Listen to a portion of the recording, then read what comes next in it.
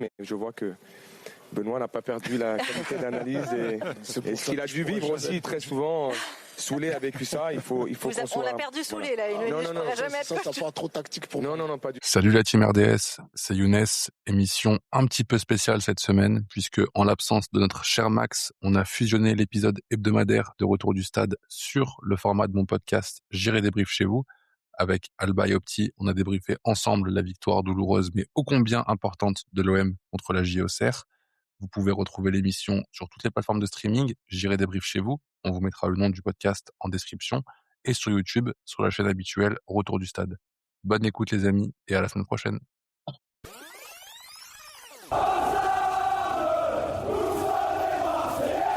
On est revenu à l'essence du supporterisme et de sa vision la plus minimaliste. On redécouvre la magie de ce qu'un simple but peut faire à la tête et au cœur. 90 minutes de bouillie et il suffit d'un but pour que tout se dissipe et qu'on se sente d'un coup plus léger. Bonjour ou bonsoir à tous les amis. On se retrouve pour une émission spéciale, puisque pour m'accompagner ce soir dans ce débrief, mes deux amis, mes deux frères, devrais-je dire, que vous avez déjà entendu plus tôt dans la saison. L'un pour un match encore plus cadavérique que celui-ci, l'autre pour un débrief à une époque exceptionnelle où on projetait de grandes et belles choses pour cet Olympique de Marseille. Deux invités et deux parallèles bien différents donc. C'est les copains de Retour du Stade qui sont avec moi pour ce débrief ce soir. Bonsoir Opti, bonsoir Alba, comment ça va? Bonjour, bonsoir. Bonsoir à tous. Écoute, ça va bien. Comme j'ai l'habitude de dire, normalement c'est lendemain de victoire, là c'est soir de victoire, mais ça va toujours. Et écoute, on enchaîne les victoires, hein, on prend ce qu'on peut prendre pour l'instant. Exactement. Opti, comment ça va? Pour moi, comme tu l'as si bien dit en introduction, en tant qu'auditeur de J'irai débrief chez vous, je n'étais éprouvé par la jalousie à chaque débrief de victoire de mes amis. Et donc là, avoir le droit de débriefer une victoire, je suis plutôt content. Parce que je crois que je me suis tapé le pire match à débriefer de J'irai débrief chez vous quand même. Franchement, c'est possible. Moi, le deuxième pire match que j'ai en tête, c'était OM Auxerre avec Bilal. Et pour le coup, on avait quand même gagné. Donc, c'était quand même un sentiment différent. Et je pense que je t'ai cité quand même plusieurs fois cette saison dans la J'irai débrief chez vous, parce que j'avais toujours une pensée pour toi. J'ai apprécié. Mais du coup, oui, comme je vous le disais, émission spéciale parce que déjà notre meilleur ami Max n'est pas disponible du tout ce week-end, c'était prévu. Donc forcément, on l'embrasse s'il trouve le temps de nous écouter et je suis sûr qu'il le fera. Donc on a décidé de fusionner les deux émissions et d'enregistrer le Retour du Stade sur la forme du J'irai débrief chez vous.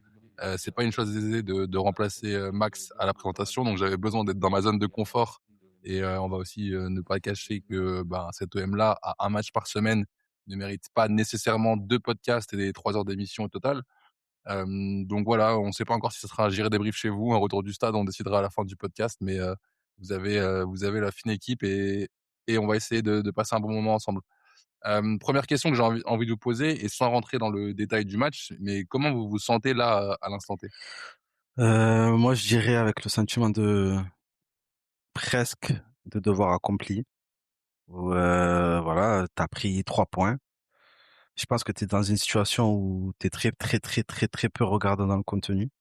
Même si ça fait toujours mal quand il y a une première mi-temps comme celle de ce soir où tu te dis c'est pas aujourd'hui que tu verras du beau football. Mais tu te dis écoute, il y a une victoire au bout. En plus le but vient d'un joueur qui répond présent quand il peut enchaîner, qui répond très souvent présent. Donc écoute, je pense qu'avec Opti on l'a souvent dit, sur la fin de saison là on prend ce qu'il y a à prendre et après on fera les comptes en fin de saison. Ouais, je suis sur cette lignée-là, sur cet avis-là aussi. Là, dans les prochains matchs qui arrivent, peut-être moins Lille parce que tu auras besoin d'un peu plus de contenu encore que Pas sûr. la Eux fraîcheur. ont pris 3 points à l'aller avec pas plus que ça. Ouais, genre ils vont jouer 3 jours avant. Toi là, t'as joué vendredi, tu as 8 jours. Tu peux espérer avoir plus de jambes que ce soir. Donc non, moi je voulais juste 3 points. On les a eus. Et je me dis que prendre 3 points avec c'est des joueurs qui font débat, tu vois, mais avec un Greenwood et un Højbjerg aussi mauvais, je me dis qu'ils seront pas aussi mauvais à chaque match. T'as pris 3 points que t'aurais peut-être pas pu prendre, t'aurais pas dû prendre.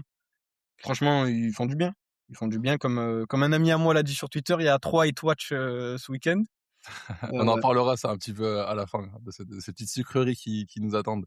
Mais je vous pose la question parce que moi, honnêtement, j'ai eu le sentiment de vraiment revenir à quelque chose de très primaire dans mon sentiment de supporter. J'ai vraiment passé le match, mais pas juste à me faire chier, mais à être consterné par ce que je voyais et à me demander surtout comment on allait marquer. Et j'ai eu une émotion sur le but, genre quelque chose de très libérateur, alors que très Ouais. honnêtement, Pareil. je m'attendais pas du tout à, même si on marquait pour le coup, à exulter autant. Forcément, tu serres le poing parce que t'as ça dans le sang. Mais je m'attendais pas à crier autant pour le coup. Et ça faisait très longtemps que j'avais pas eu de moment aussi fort comme ça. Bon, c'était contre Lyon Le la fait, dernière fois, le fait que ça soit naturellement. Gouiri, ça joue pour toi aussi? Parce que pour moi, je Oui, pense que ça moi, joue. oui, ouais, Je pense, énormément. ouais, je pense parce que t'as envie que ce soit lui, mais honnêtement, j'ai le sentiment aussi que je pense que ça aurait pu être n'importe qui. Je voulais tellement juste ce but et je le sentais tellement pas venir que je pense que honnêtement, n'importe qui aurait pu marquer, ça aurait été peu ou prou la même chose. Et du coup, c'est pour ça que je vous pose la question parce que toute la saison, personnellement, j'ai été stimulé par d'autres choses avec cet Olympique de Marseille. Vous me connaissez, hein, on a fait beaucoup de podcasts ensemble, mais j'étais de ceux qui étaient peut-être le plus clément avec le bilan résultat, etc. Mais c'est parce que, en tant que supporter, à chaque fois que je m'asseyais devant le match, ça titillait beaucoup de choses en moi. J'étais curieux de voir plein de choses. Je trouve qu'il se passait beaucoup de choses et qu'il y avait beaucoup de choses à dire qui étaient très intéressantes à chaque fois sur l'OM. Encore une fois, que ça marche ou pas. Et là, j'ai l'impression d'avoir abandonné tout ça complètement. Genre, quand je regarde mes notes, je compare mes notes des matchs de la période d'avant et de la période de maintenant, c'est le jour et la nuit pour le coup. Là, c'est très sommaire. Je note juste les actions pour les avoir en tête. Alors qu'avant, je me posais plein de questions, etc. Donc ouais, j'ai vraiment le sentiment d'être revenu à quelque chose vraiment de très élémentaire, de très basique. Et honnêtement, je dis ça vraiment sur un ton très neutre, c'est pas une critique.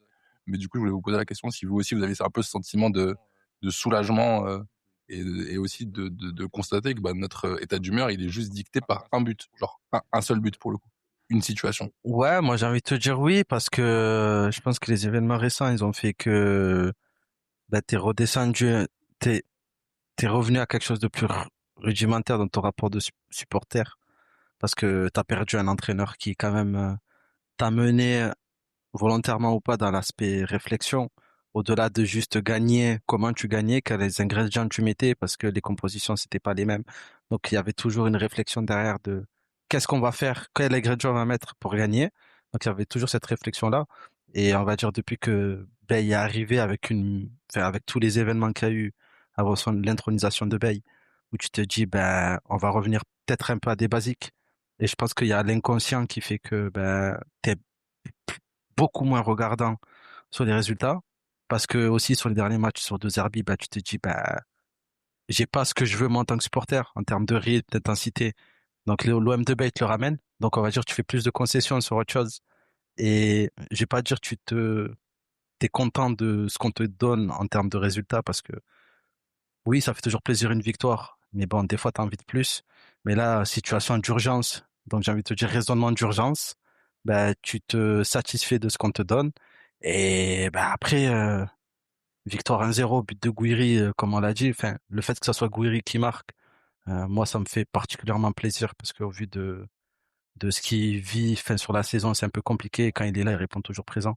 Et le fait que ça soit lui qui marque, ça te ramène un peu à ces émotions de supporter de base, entre guillemets, et de temps en temps, ça fait pas de mal.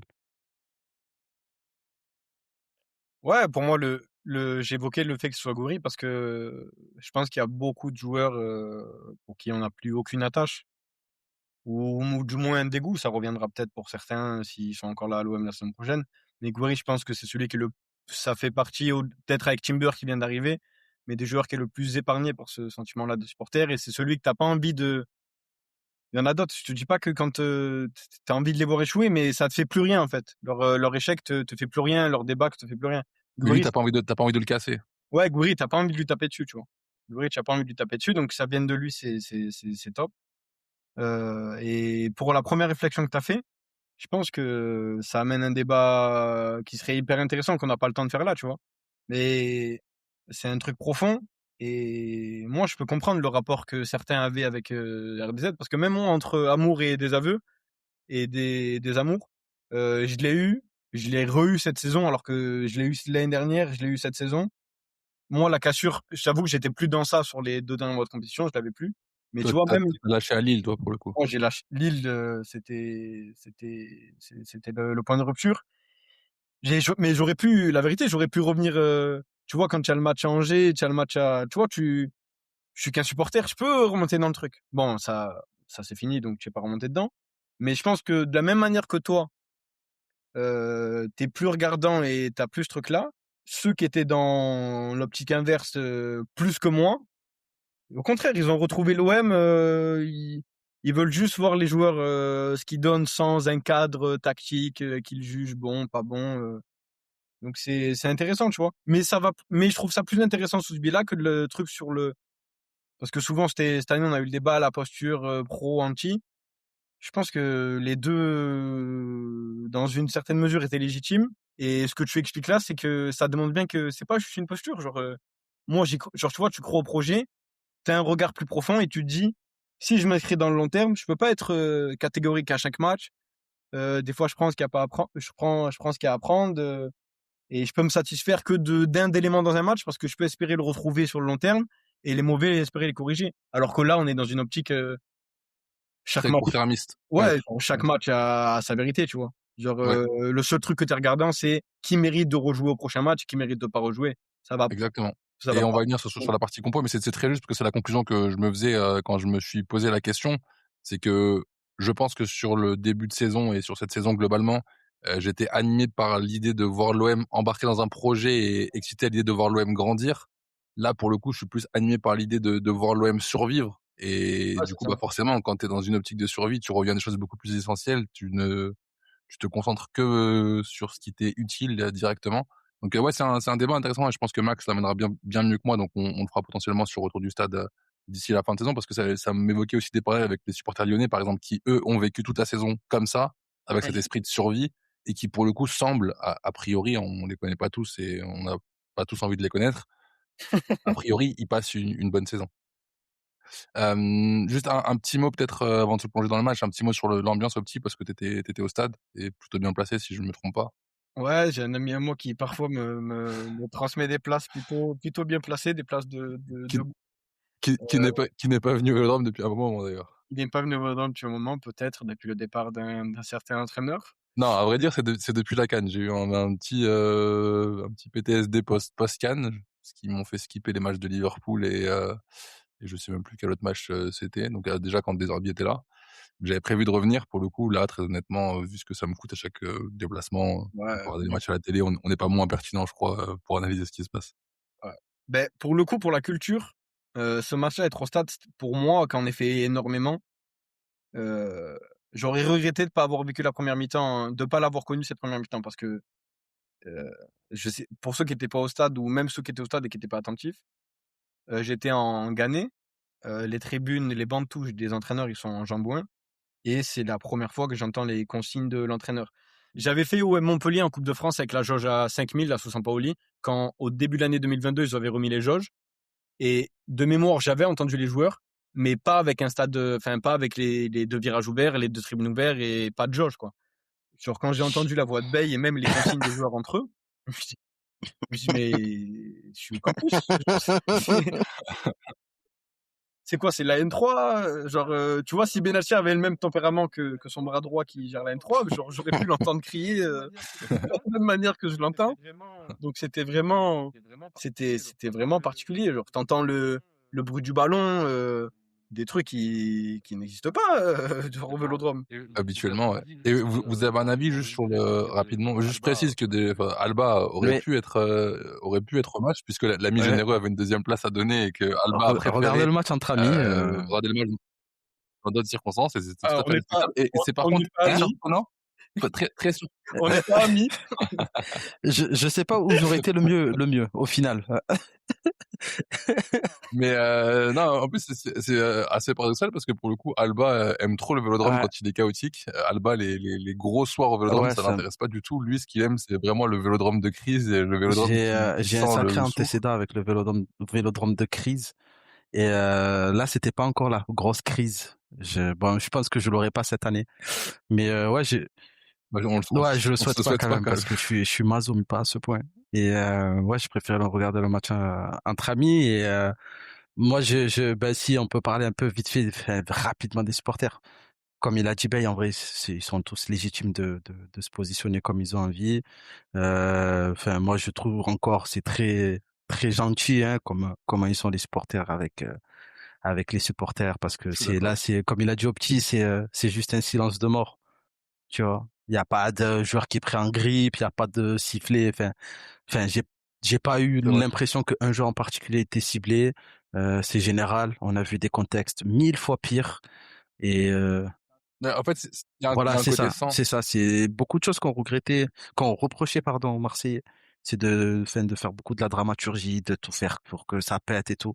Ben là, je trouve que on conteste, mais c'est très sain, comme tu as dit. On conteste via les mots, via les actions. Mais après, sur le terrain, faites vos trucs. Nous, on vous regarde et on vous jugera à la fin du match. On vous jugera pas avant. Euh, je trouve que c'est un bon tournant que c'est en train de prendre. Je sais pas c'est dû à quoi. Euh, et même, j'ai envie de dire, personnellement, j'ai pas forcément envie de savoir. Je sais bien.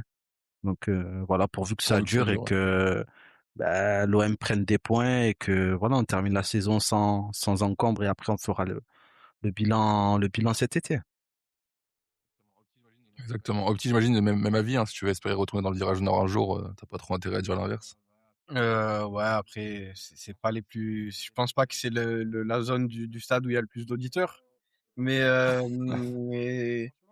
mais franchement, je me suis fait deux réflexions. Déjà, je pense que ça peut faire prendre confiance. Je pense que ça peut leur faire prendre conscience de l'apport qu'est ce stade.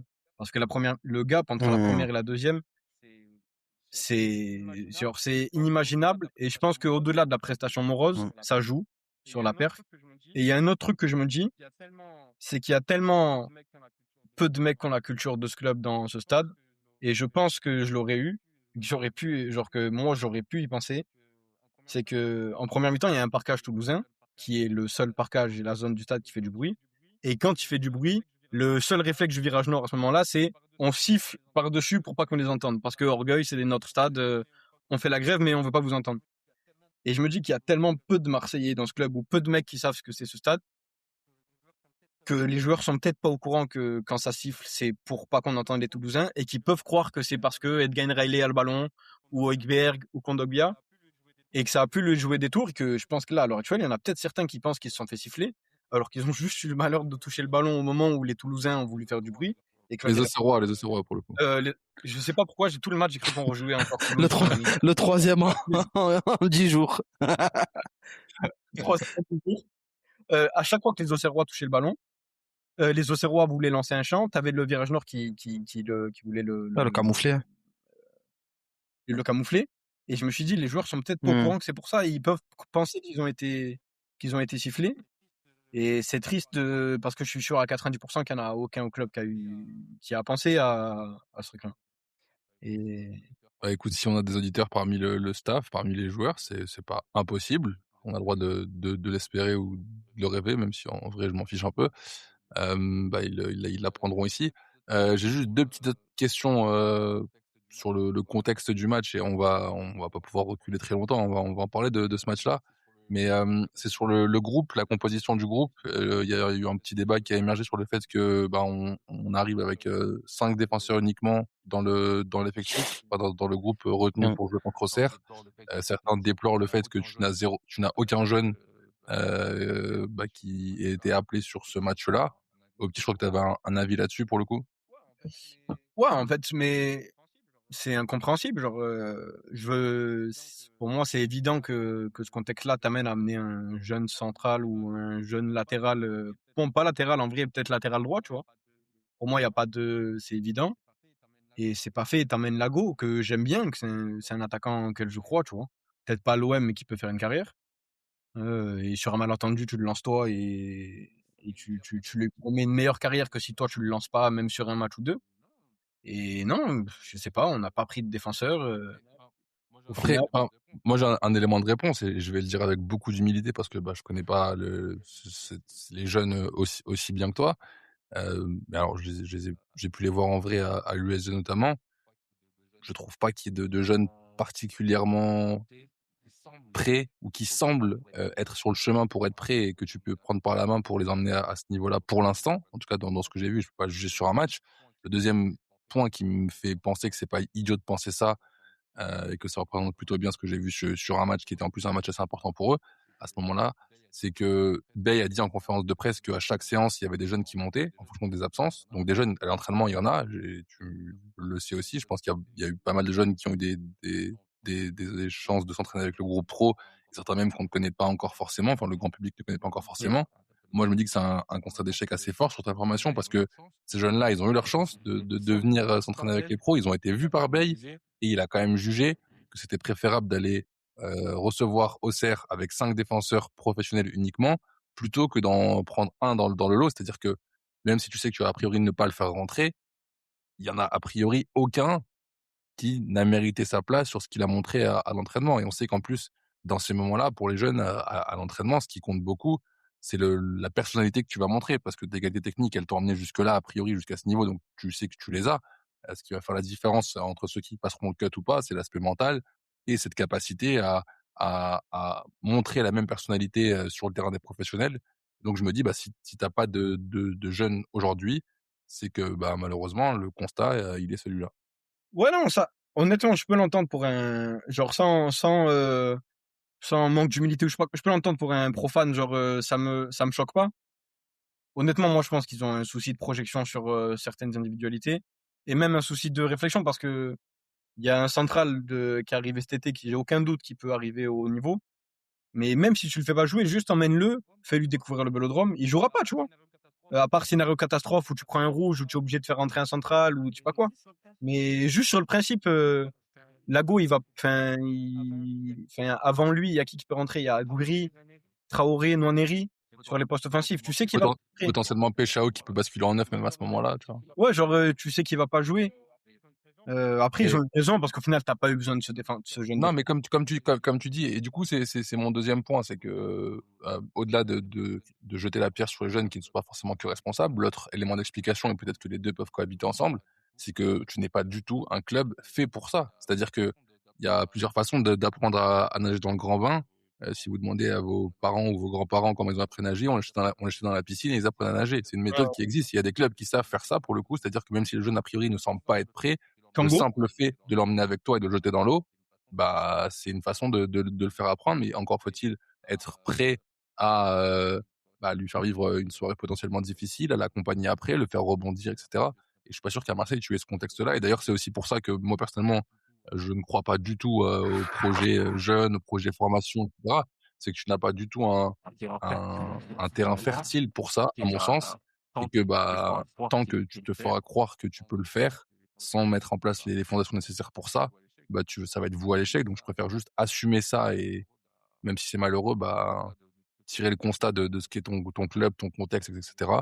Et continuer comme on le fait, à prendre des joueurs plutôt en post-formation, qui sont plus proches d'être prêts et qui ont un talent un peu précoce, etc. Alba, je sais pas si t'as un avis sur ça. Sur la compo aussi, ou tu veux rebondir après. Je veux juste, Alba, je te coupe. Comme ça, je te laisse rebondir après sur ça aussi. Moi, je suis comme toi. Je crois pas à la solution miracle où en fait une nouvelle direction en 2-3 ans fait de toi un club formateur. Tu peux faire du semblant avec Vaz ou Bacola, mais tu peux pas. En 2-3 ans, tu vas pas te transformer. Mais tu vois, les mecs que tu jettes dans le grand bain et qui sont. Kango, il a démarré son premier match à Lyon là. C'est Kango, je crois, le latéral droit à son blaze. Il démarre avec Lyon son premier match. Et quand t'entends les suiveurs des jeunes lyonnais, ils te disent c'est pas un mec qui crevait l'écran. Et j'ai pire comme exemple. Moi, je me rappelle que quand Barcola il démarre, ils te disent c'est un mec qui était pas choquant en réserve. Genre, il a jamais été dans aucune catégorie un cador, un leader de génération. Et puis bon, je crois qu'il est en équipe de France. Ça montre bien que le grand bain, ça peut aussi, comme les mecs. Ça peut aussi révéler, bien sûr. Comme les mecs en passant de 15 à 17 ils se révèlent ou de 17 à 19 ils se révèlent, il y a des mecs qui se révèlent en passant de 19 à 23. Moi je suis d'accord. Moi je suis d'accord. Et c'est pour ça que je parlais de savoir-faire club. Oui, moi aussi je suis d'avis que comme t'as bien vu Younes, Marseille n'est pas un terrain fertile pour prendre un jeune, l'accompagner, le faire monter en gamme et pour être prêt au haut niveau. Mais ça, c'est vraiment, je pense qu'on peut faire un épisode entier sur l'aspect formation et qui est réalisable et qu'est-ce qui n'est pas réalisable pour un club comme l'OM. Et à quel degré tu peux être cohérent parce que on va pas se mentir, tu peux pas être l'Olympique de Marseille et être partout sur tous les fronts, comme on nous fait croire être sur le front du sportif, sur le front du mercato, d'être présent, de faire des plus-values, de lancer des jeunes, de récupérer tous les jeunes de la région, c'est pas possible. Mais je trouve pour ce match-là, bon certes, c'est vrai, t'as pas eu besoin entre guillemets, hein, parce que quand même Egan Riley sort à la 60e et tu te réorganises plus ou moins tactiquement. Donc il y a quand même eu des ajustements qui ont été faits parce que tu n'avais pas de centrale sur le banc pour le remplacer. Mais moi j'ai trouvé ça bizarre de pas en prendre un, même pour faire le nombre, tu vois. Mais comme l'a bien dit Opti, on sait jamais ce qui peut se passer. Je te dis pas que voilà, scénario catastrophe, t'en fais rentrer un et il te sort un match exceptionnel. Mais enfin, tu perds rien à en mettre un sur le banc. Ouais, non, mais ne serait-ce que pour Voilà, son apport à lui, tu vois, le fait de lui voilà, faire tu perds goûter la rien, préparation d'un heu, pro, de on n'est même pas l'échauffement du dans terrain. tu vois, faire passer un message ou quoi. C'est de la logique sportive. T'en prends un, tu prends le meilleur, celui qui fait la meilleure saison. On va pas me faire croire qu'il y en a pas un qui sort pas un peu du lot. Il y en a bien un. Ouais, ne serait-ce que pour faire Voilà. passer le message aux autres. En plus, pour faire passer le Voilà, parce message que aux c'est autres clairement aussi, tu le vois? poste. En plus, c'est le poste où on est censé avoir des doublures et même tripler le poste. Ben, là, t'as personne. Ben, t'en prends un jeune, tu le mets sur le banc. Il va sûrement aller en tribune. Mais au moins, tu t'es plus ou moins cohérent. Là, je trouve ça fait très ouais, ben, si on est en galère, ben, on fera avec ce qu'on a. Alors que, enfin, en plus, avec la blessure d'Aguerd, j'ai envie de te dire, t'es pas à l'abri que cette situation elle se reproduise. Que tu as encore un suspendu qui arrive, que tu as une méforme, ben, c'est toujours bien d'en avoir un sur le banc. Mais bon, on préfère prendre Je un suis autre d'accord. parti et Et, C'est un c'est investissement ça. pour le futur. et Au pour petit, le coup, tu veux avant, rebondir? avant de te laisser basculer sur le truc, vraiment le sentiment de rater, c'est que, genre, pour le coup, je crois que c'est le poste où on a recruté le plus de mecs cet été pour la réserve. Il y en a trois, on en prend un de Montpellier, un du PSG, un de Saint-Étienne. Et tu en prends aucun. Moi, mon chouchou, c'est un qui est au club depuis longtemps. Mais genre, il y en a aucun. Enfin, genre, et pour le coup, c'est des mecs pour qui t'as mis certains des billets. Le Mmh. sentiment de rater, il est grand, tu vois, parce que on en a pris trois centraux. Genre, c'est qu'il y en ait aucun qui l'a et le regroupe. C'est Je sais pas. Moi, je Et trouve tu pas. le plus grave, c'est que je vais juste conclure sur ça, mais c'est que tu es au mois de mmh. mars, donc tu es déjà, dans les centres, au moment où la question se pose de l'avenir du joueur, surtout ceux qui sont en 19 et qui n'ont plus d'années supplémentaires. Donc forcément, si la situation se présente encore, au mois d'août, tu te dis ou en septembre, tu te dis qu'ils sont pas encore prêts, ils ont pas encore, travaillé sur leur année de 19. Là, tu arrives à quasiment, 8 mois de compétition pour eux, donc tu es censé récolter un peu les fruits de ce que tu as mis en place cette saison-là. Mais du coup, le dernier point avant de basculer sur le match, c'est, bah, justement, Alba l'évoquait, à juste titre, c'est la blessure d'Aguerd. Il y a une petite polémique et certains supporters, qui lui reprochent un petit peu du timing de cette opération-là. Bon, moi, ayant un passeport marocain, je vous laisse la parole d'abord sur le sujet. J'ai mon avis sur la question, je le partagerai après. Mais je vous tends juste le micro rapidement sur ça. Est-ce que vous avez aussi ce sentiment que le timing n'est pas bon et que ça peut renvoyer l'image d'un joueur qui fait passer sa sélection avant l'OM, un, et deux, si c'est pas le cas, ou parallèlement, est-ce que c'est un signal qui est quand même pas terrible vis-à-vis du club? Moi, je trouve que c'est pas un message terrible, plus de la part du club que de la part du joueur en soi. Parce que je pense pas qu'Aguerd ait triché de l'espace d'un moment. Depuis octobre-novembre, où là, on a eu les premiers prémices de sa blessure, je pense pas qu'il ait triché. Je pense qu'il a vraiment voulu tester. Je pense qu'il a vraiment voulu faire le nécessaire. On a tous vu que ses performances ont commencé à plonger entre le moment où il arrive, donc fin août, début septembre, à on va dire novembre. Ses performances ont commencé à plonger, ça a commencé à ranger et après c'est descendu petit à petit. Moi, personnellement, j'en veux pas aux joueurs, j'en veux plus à l'OM d'avoir amené la chose. Comment ils ont amené la chose parce que oui, il y a l'avis du joueur qui, je pense, a voulu forcer. Oui, je pense qu'il y avait une pensée par rapport à la CAN, par rapport à la Coupe du Monde, etc., etc. Oui, il n'y a pas de souci. Le joueur est complètement en droit et légitime d'avoir envie de certaines choses. Moi, ce qui me dérange, c'est que l'OM gère mal le dossier du début à la fin. Du moment où le joueur il est blessé jusqu'au moment où aujourd'hui il se fait opérer. L'opération, elle était inévitable. On va pas se mentir, l'opération était inévitable. Enfin, moi, j'ai jamais eu de pubalgie, mais on voit tous ce qui se passe avec les pubalgies. On a vu avec Lamine, on a vu avec Murillo, enfin, on sait comme c'est. Avec Verratti. Verratti qui a joué Enfin, pendant très jouer longtemps avec avec une une pubalgie pubalgie, aussi. ça implique qu'un joueur, il sera jamais à 100%. Déjà que les joueurs sont très peu souvent à 100%. Voilà. Jamais à 100%. Là, donc, tu t'enlèves un pourcentage de base parce que tu joues tous les 3 matchs. Tu t'enlèves encore un pourcentage parce que ton joueur, il est affaibli. Enfin, qu'est-ce que tu attends de lui? Au final, qu'est-ce que tu attends de lui? Qu'il joue en serrant les dents pendant 6 mois? Ça marchera pas. Ça va, surtout avec un joueur comme Aguerd qui a des qualités physiques hors normes, ça va impacter son jeu. Donc, il va perdre en productivité. Toi, tu te forces à jouer avec un joueur qui n'est pas à 100%, alors que c'est pour ça que je peux comprendre le doute de certains supporters. Le joueur, il se sent pas bien en novembre, il a une pubalgie. En plus, c'est novembre. Enfin, à voir à quel moment Medina il revient. On va dire Medina revient en décembre. Quand Medina revient, euh, tu glisses la possibilité d'opération. Mais c'est là où je peux comprendre la spéculation sur ouais, mais bon, s'il se fait opérer vers décembre, là où on va dire il a commencé à être préservé par l'OM, qu'est-ce que ça implique? Donc, il fasse pas la CAN. Après, ouais, de l'autre côté de la Méditerranée, si qu'est-ce que tu dis si tu l'as Bah, signé jusqu'en décembre, que Marseille l'a utilisé jusqu'en moi, si, décembre et que au moment tu de le vois, renvoyer, tu dis bah non, désolé les gars, il va se faire opérer. oui, mais tu vois, moi, je me dis, Alors ok, l'OM ne se fait pas avoir dans l'histoire, mais c'est non, pas une relation non, pas du tout. Mais équilibrée c'est pour pour le ça que coup. je te dis, pour moi, c'est pas sain, au final, que le joueur se fasse opérer en mars et que la question ne s'est pas vraiment posée en décembre. Et moi, je peux comprendre le sentiment de se faire que dans l'histoire, il y a un cocu au final, on va pas se mentir. Il y en a un qui est cocu dans l'histoire, c'est plus le club. Mais à quel moment tu te poses pas la question en décembre et tu la poses en mars? Je suis pas sûr qu'il y ait un cocu dans l'histoire pour moi, mais je laisse au petit déballer. Je suis d'accord avec toi globalement sur le fait que ce soit très mal géré, ça, je pense qu'on est tous d'accord pour le dire, mais j'ai pas le sentiment que l'OM soit particulièrement cocu de la situation. En fait, la gestion parfaite d'un point de vue OM, c'est qu'il se fasse opérer quand Medina revient en décembre.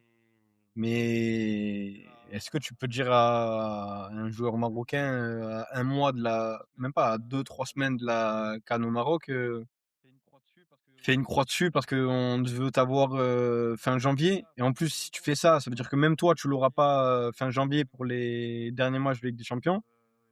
Le seul truc où je pense que ça aurait fait moins de débat, c'est de la faire post-Bruges. Parce que tu l'aurais eu pour le rush final. Et ça aurait été moins choquant. Là, tu as vraiment l'impression que le timing, c'est le dernier moment pour qu'ils puissent pas rater la Coupe du Monde. Donc, tu peux comprendre les frustrations. Mais la réalité, c'est que franchement, c'est un dossier Oui, qui ouais, pue, tu vois. c'est surtout C'est un dossier, ça. dans tous les cas, Ouais, dans tous les cas, c'est puant, tu vois. ouais. Ça c'est mal géré, mais je disais que pour moi, il y a pas de cocu dans l'histoire parce que genre, par curiosité, j'ai un peu regardé les matchs qu'il a joués parce que c'est vrai qu'on sait quasiment depuis octobre qu'il est, si je me trompe pas, que il a cette gêne-là. On a été surpris la première fois qu'il avait été mis sur le banc. On nous avait expliqué que c'était par souci de précaution parce qu'il avait cette douleur au niveau des adducteurs.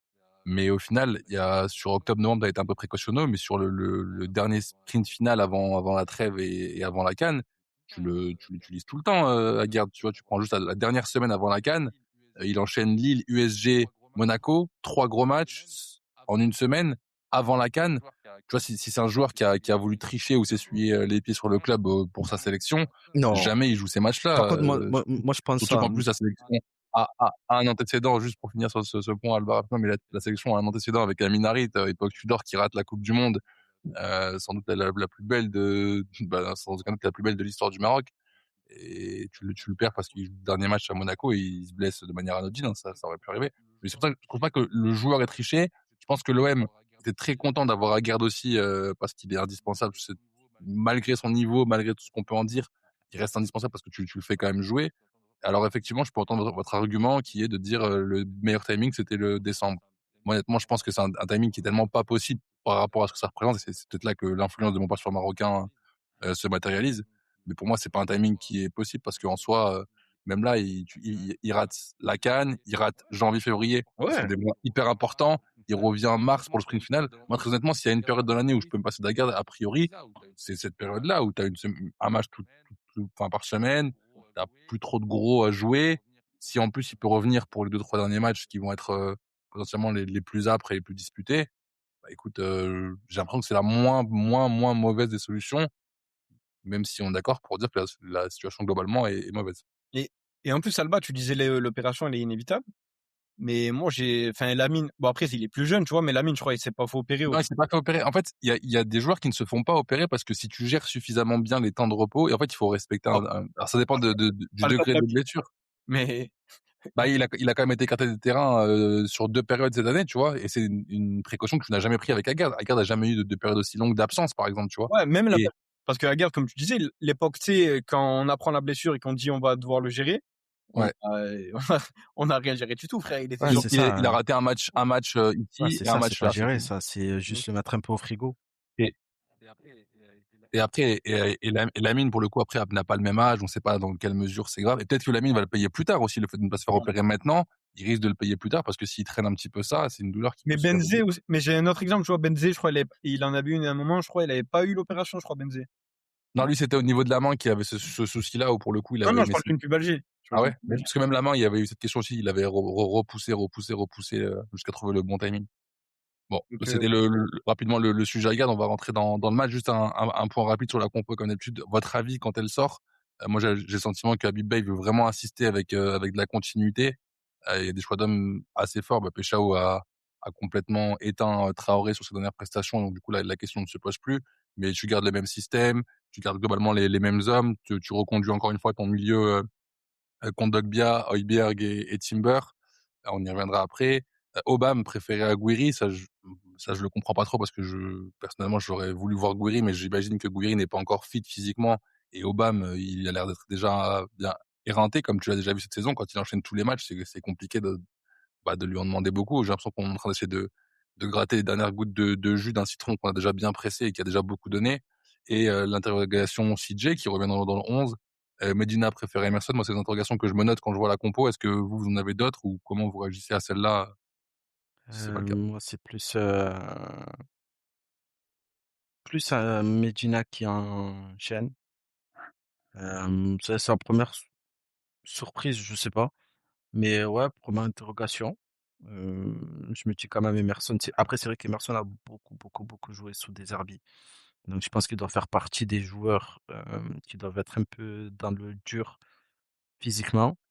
CJ, je suis content que quand même CJ joue parce que voilà, on demande quand même une certaine cohérence à avoir. Et le fait que tu pas de défenseur dispo, ben, que ça soit lui qui joue, c'est logique. Donc c'est bien. Après le reste, voilà. Je pense que Guiri n'a pas encore 90 minutes, c'est pour ça qu'il débute pas. Mais au-delà du but, j'espère qu'il sera amené à jouer plus parce que bah, c'est toujours le même débat. Aubameyang, au-delà de ce qu'il peut t'apporter sur le terrain, ben, il est cramé, quoi. Il est cuit. Depuis que Bale est arrivé, tous ces matchs, il les passe comme un fantôme, il touche très peu de ballons, il y a peu de connexion avec les autres. Déjà, quand temps normal, c'était pas fou, mais là, c'est encore pire. Et ses partitions, elles sont de plus en plus maigres et il y a pas grand-chose auquel tu peux te raccrocher. Donc, ouais, j'espère qu'à terme, au-delà de son but, Guiri, ben, il pourra enfin enchaîner et nous et peut-être bonifier autant qu'il peut le collectif. Ouais, moi sur la compo, ouais, il y a les débats Medina Emerson qui peuvent être évoqués. Moi, Medina, j'y croyais beaucoup à cette position-là, mais il faut vraiment être très dominateur pour pas que tu te retrouves dans la situation où il court vers son but, enfin, où il se déplace vers son but, parce que courir, ça a une définition qui dans lesquelles il rentre pas. Où il se traîne vers son but. Ouais, où il se traîne vers son but, où il se fait traîner vers son but. C'est très bien quand tu es surdominant et que tu l'as dans le dernier tiers et que tu es super, dans la réaction à la perte de balle, mais quand le premier rideau est pété et que ça part dans l'autre sens, il est plus là. Donc il y avait ce débat-là. Le milieu pour moi, c'est honnêtement plus un débat, ça sera celui-là à chaque match. Devant moi, quand il y a Aubame, je préfère Traoré, quand il y a Gouiri, je préfère Peshao. Et moi, il y a un autre truc qui me chagrine avec Aubame, c'est que je comprends que tu le fasses démarrer parce que je pense qu'il est encore un vecteur dans le groupe de leaders, peu importe ses performances. Tu vois, il se cache pas, je pense qu'à l'entraînement, il se cache pas. Il a un retour, tu vois, en première mi-temps, c'est le seul truc qui a fait lever le stade en première mi-temps, c'est le retour où il tacle. C'est ce que je me suis noté aussi. Et ça, c'est vraiment l'expérience, ça, hein. Non, ouais, toi tu le vois avec l'œil du avec Non, mais je dis sans méchanceté, et c'est juste que ça me fait sourire. Genre, en fait, c'est vraiment un truc de roublard. C'est-à-dire que quand le public est en crise, tu sais comment aller le chercher. Genre, honnêtement, si j'étais joueur, je te jure que tu me verrais faire 3 tacles sur le long de la ligne en temps axial. Je ferais au moins 3 tacles vers les supporters, tu sais, des tacles ouais, avec un ouais, gros retour défensif. Et la mimique, forcément, parce que c'est un package. C'est le retour, genre tête baissée, genre en mode je n'ai fait que mon devoir. Tu vois ce que je veux dire? Genre je ne triche pas. ouais, je vois ce que tu veux dire. Moi, je le pense sincère. Je comprends que tu le vois sous un prisme de Mais il est sincère, j'en doute pas. Il est sincère, mais il sait le faire, c'est tout. Genre, ouais, ouais. il sait le faire. Et je pense qu'il est sincère, oui. Mais moi, ce que je trouve triste, et c'était le cas avec RZ, c'est toujours le cas avec Bale, c'est que dans des matchs comme ça où tu vas avoir la main mise sur le ballon, où tu sais qu'il peut pas être un target man, comme on dit, un joueur cible qui va remiser, ou oui, de temps en temps, il va en faire une bien, mais j'arrive pas à comprendre que tu le trouves si peu face au jeu. Parce que face au jeu, pour le coup, il fait des bons, genre, quand il est touché sur la gauche, qui prend un peu Ouais, de la vitesse, c'était le je suis cas d'accord. avec Marcelino, enfin Marcelino, c'était le cas avec la saison qu'on appelle la saison Marcelino, et où Marcelino a celui qui a été le moins sur le Les banc, 4 matchs, ouais. Pancho. Mais il a de temps en temps je le trouve qu'il bonifie bien plus de ballons quand il est face au jeu que Ouais. quand il est dos au jeu. Genre, Même là, après, le problème, c'est que c'est la zone où tu as envie de toucher Peshao, tu vois. ouais, mais justement, enfin, tu vois, quand tu fais tourner le ballon, que tu contournes le bloc autant de fois, tu pourrais avoir une permutation entre les deux. Oui, d'accord, je suis Enfin, d'accord. quand Greenwood il vient dézoner autant dans l'axe, tu peux l'envoyer à droite. Je sais pas si vous vous rappelez du match contre Monaco là, En où décembre, ouais. que Benatia avait utilisé comme non, pas cette année.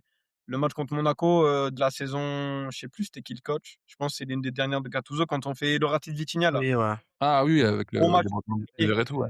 Eh ben, le 11, je pense que c'est Vitinha dans l'axe et Aubame et Lucien Riquet sur les ailes. Et Aubame, il avait fait un match Ouais. de fou. Alors je te dis pas que ça va être à chaque fois que tu le mets sur un côté. Non, après, c'était il y a 2-3 ans, tu vois. Ouais, ouais.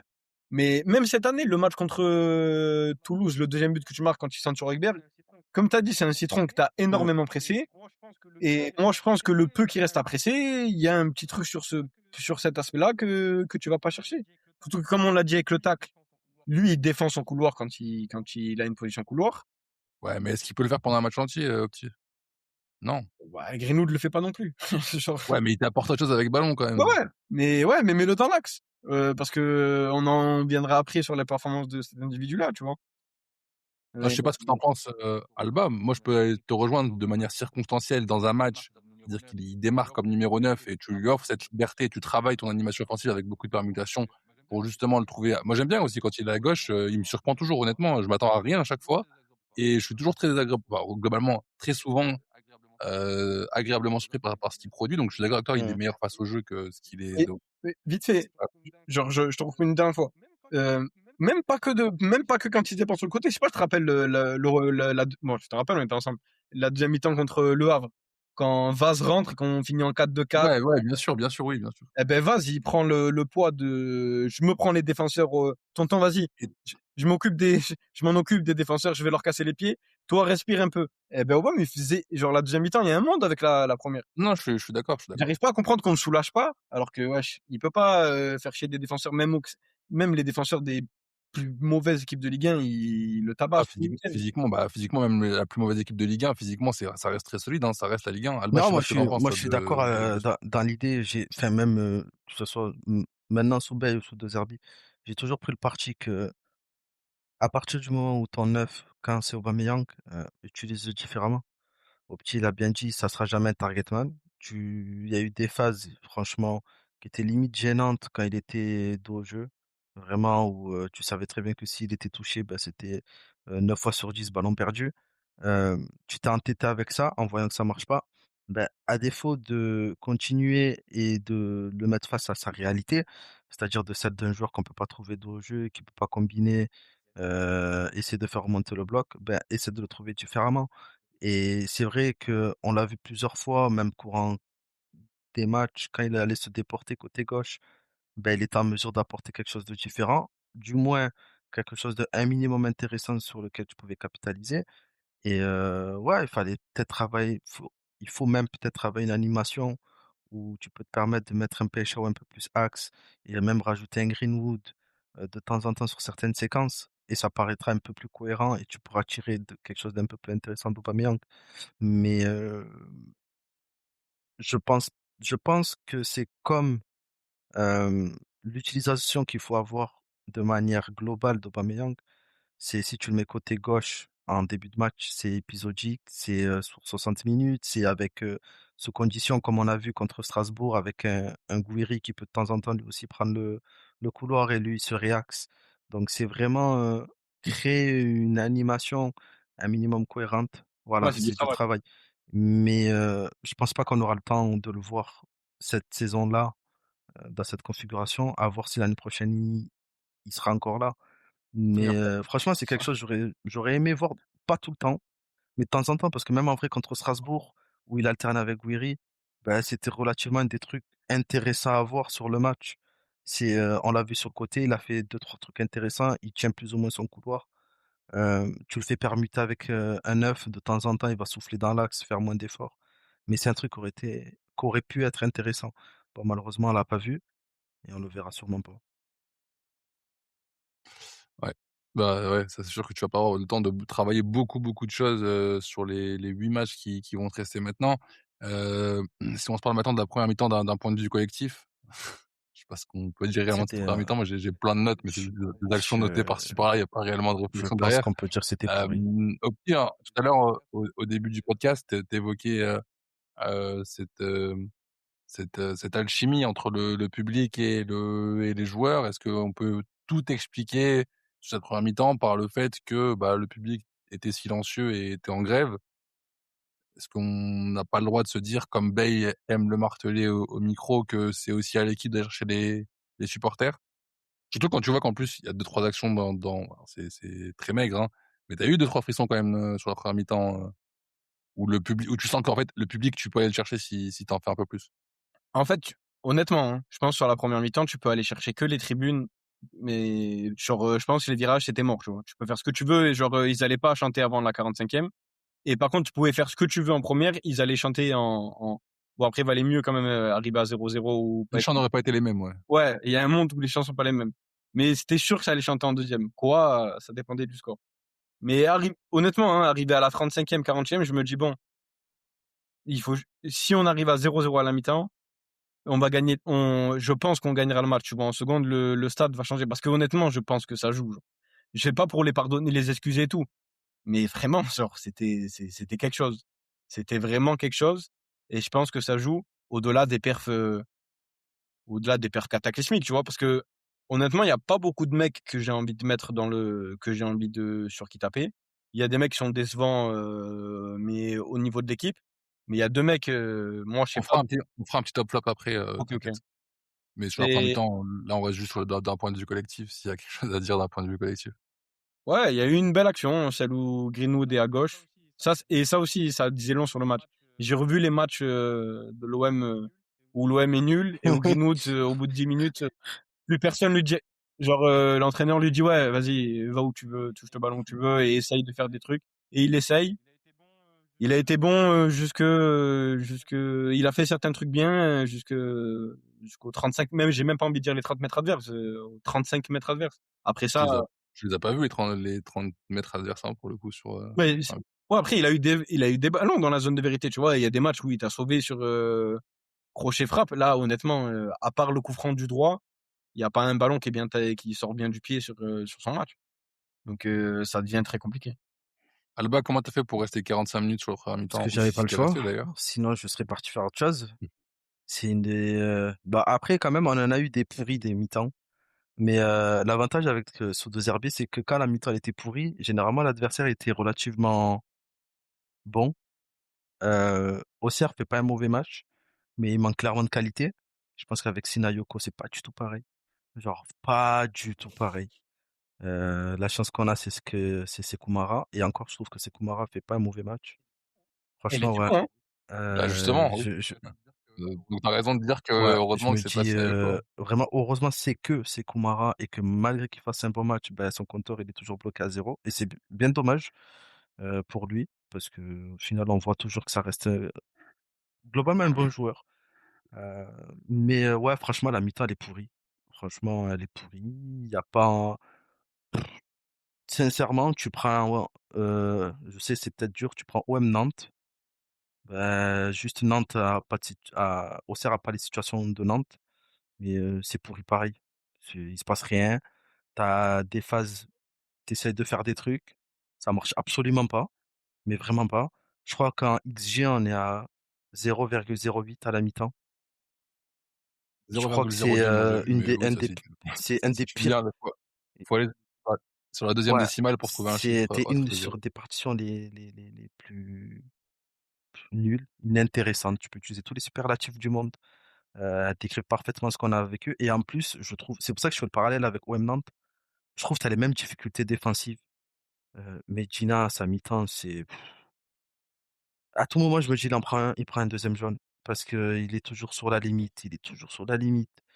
Euh, Je te coupe juste 2 secondes, mais t'as raison, parce que je me note à la 12e minute, Medina, ouf, beaucoup de nervosité, 21e mais minute, en plus, sa Medina, faute, carton jaune. elle est ridicule, tu vois. C'est un tacle. Il n'a pas lieu d'être quand tu es déjà dans le viseur de l'arbitre. Il a pas lieu d'être. Sachant que tu es déjà dans la Ouais, et difficulté, en plus.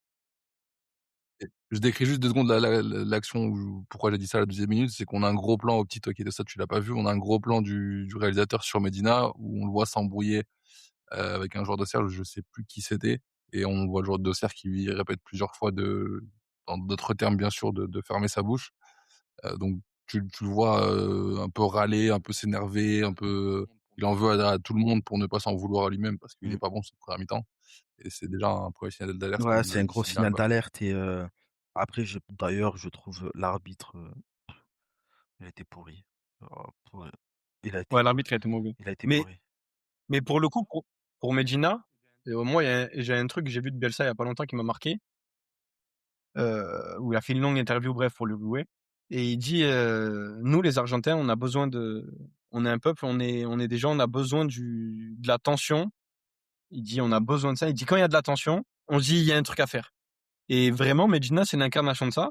Et je pense que vous, comme moi, le premier réflexe quand on voit John à 21e, tu as dit, je crois, c'est de se dire, faut pas qu'il finisse le match. Et au Ouais, il final, s'en sort bien. quand t'as... Il le finit bien. Moi honnêtement, je me dis pas ça parce que Ah, ok. alors, Ben, le propos de Bielsa fait beaucoup d'écho en moi parce que j'ai eu cette réflexion plusieurs fois sur Balerdi, sur Medina, où quand beaucoup de supporters leur reprochent le fait de trop chercher les attaquants, de trop tomber dans le trash talk avec l'équipe adverse, etc. Moi, honnêtement, ça, c'est pas un truc qui me dérange. Genre, je sais pas, c'est ma sensibilité foot, hein, sans doute, mais moi, ça me dérange pas du tout et j'arrive parfaitement à comprendre qu'un joueur a besoin de s'énerver, de chercher des noises, de se créer une tension, de se mettre dans une situation où la défaite lui devient insupportable parce qu'il s'est créé une rivalité avec l'adversaire, etc. C'est quelque chose qui résonne en moi, enfin, pour le coup, que je comprends parfaitement. Je sais que Zlatan, par exemple, bah, il en a déjà parlé dans sa carrière. Lui était comme ça aussi, pour le coup. Même à l'entraînement, hein. À l'entraînement, il trash talkait Alexandre Letellier, je crois. 8e gardien du PSG, qu'on n'a jamais vu sous le maillot du ah, PSG au Parc des Princes. c'est de la Et folie. genre, il lui disait, mais t'es un bidon, t'arrêtes ma frappe, elle joue sous ton bras, des trucs comme ça. Alors que, bah, en vrai, le gars, il est juste content d'être là et de prendre son salaire, tu vois. Il n'a pas d'ambition personnelle dans cette équipe-là.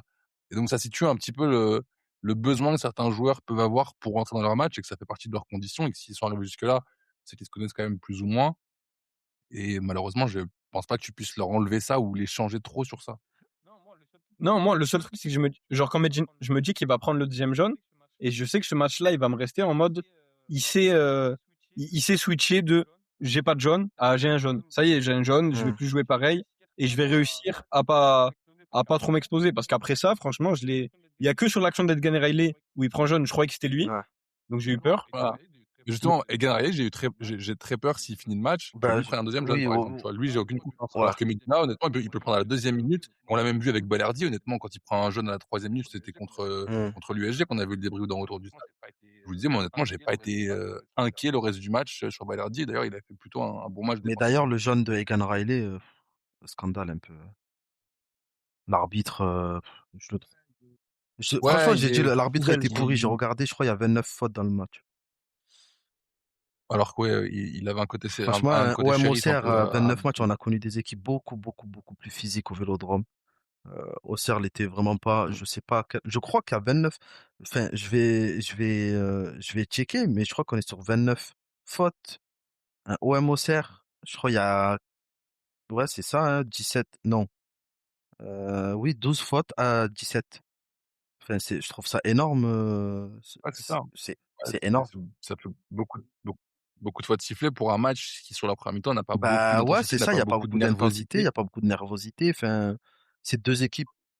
Enfin, il y a un nervosité qui est lié au contexte, mais l'équipe de Bah l'Homme, elle bien est sûr, complètement amorce sur la l'équipe première de l'Homme mi-temps. est pas en mesure d'Auxerre, d'aller. L'équipe de l'Homme n'est pas proche du ballon du tout en deuxième mi-temps. On est souvent, enfin, il y a pas de contact, il y a pas de.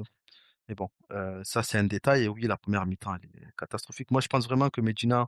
Je me suis dit que Medina va peut-être sortir pour Emerson parce qu'en plus, je l'ai trouvé un peu en difficulté. Finalement, il fait son match.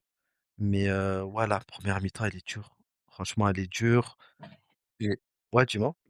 non, j'allais juste dire, j'allais embrayer avec la deuxième mi-temps. Du coup, il y a peut-être un peu plus de choses à dire, encore que. Mais t'as juste avant ça, déjà, la mi-temps, enfin, retour au vestiaire, t'as une énorme bronca qui, cette fois, n'est pas pour masquer le parquage au Serrois. Elle est parfaitement ciblée et, à mon sens, méritée. Deuxième mi-temps, effectivement, on a le sentiment que, surtout le début de deuxième mi-temps, les 5 premières minutes, t'enchaînes pas mal de situations, tu mets un peu Auxerre sur son but. T'as l'action de Timber Greenwood qui est magnifique, mais malheureusement ça va pas au bout. Le corner qui suit, t'as la frappe d'Oibia qui il enchaîne très vite pour le coup, donc j'en veux pas, mais elle arrive dans les bras de Léon, mais c'est une situation intéressante. Il frappe dans les 6 mètres. T'as une stat du diffuseur à ce moment-là qui te dit que l'OM a tenté 4 tirs entre la 37e et la 50e minute. Comprenez que sur les 37 minutes d'avant, il y a pas eu grand chose. T'as un beau mouvement Greenwood Timber avec le centre de Pavard au premier poteau qui ne trouve pas preneur. Et j'ai un petit avis sur ça aussi, après je le partagerai rapidement. Mais globalement, le début de deuxième mi-temps est un peu mieux. Alors c'est pas fou, encore une fois, on est très clément et on connaît le contexte de l'OM.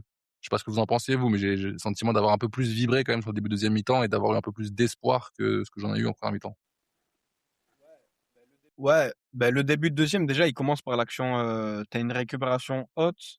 Et je crois que c'est Højbjerg ou Kondogbia qui a un relais rapide au milieu de terrain.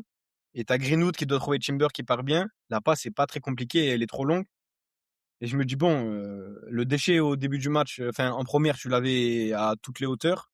Là, t'as un défaut pour arriver dans le dernier tir, mais si tu n'avais pas eu ce déchet-là, tu pouvais y arriver. Et je me dis, c'est dommage parce que si tu marques direct à l'entrée de la seconde, là, pour le coup, le propos de Bay d'emmener public avec toi, tu l'avais. Et tu peux peut-être dérouler un peu plus que ça. J'ai trouvé la deuxième est quand même bien meilleure. Enfin, après, il suffit pas de grand chose pour être bien meilleur que.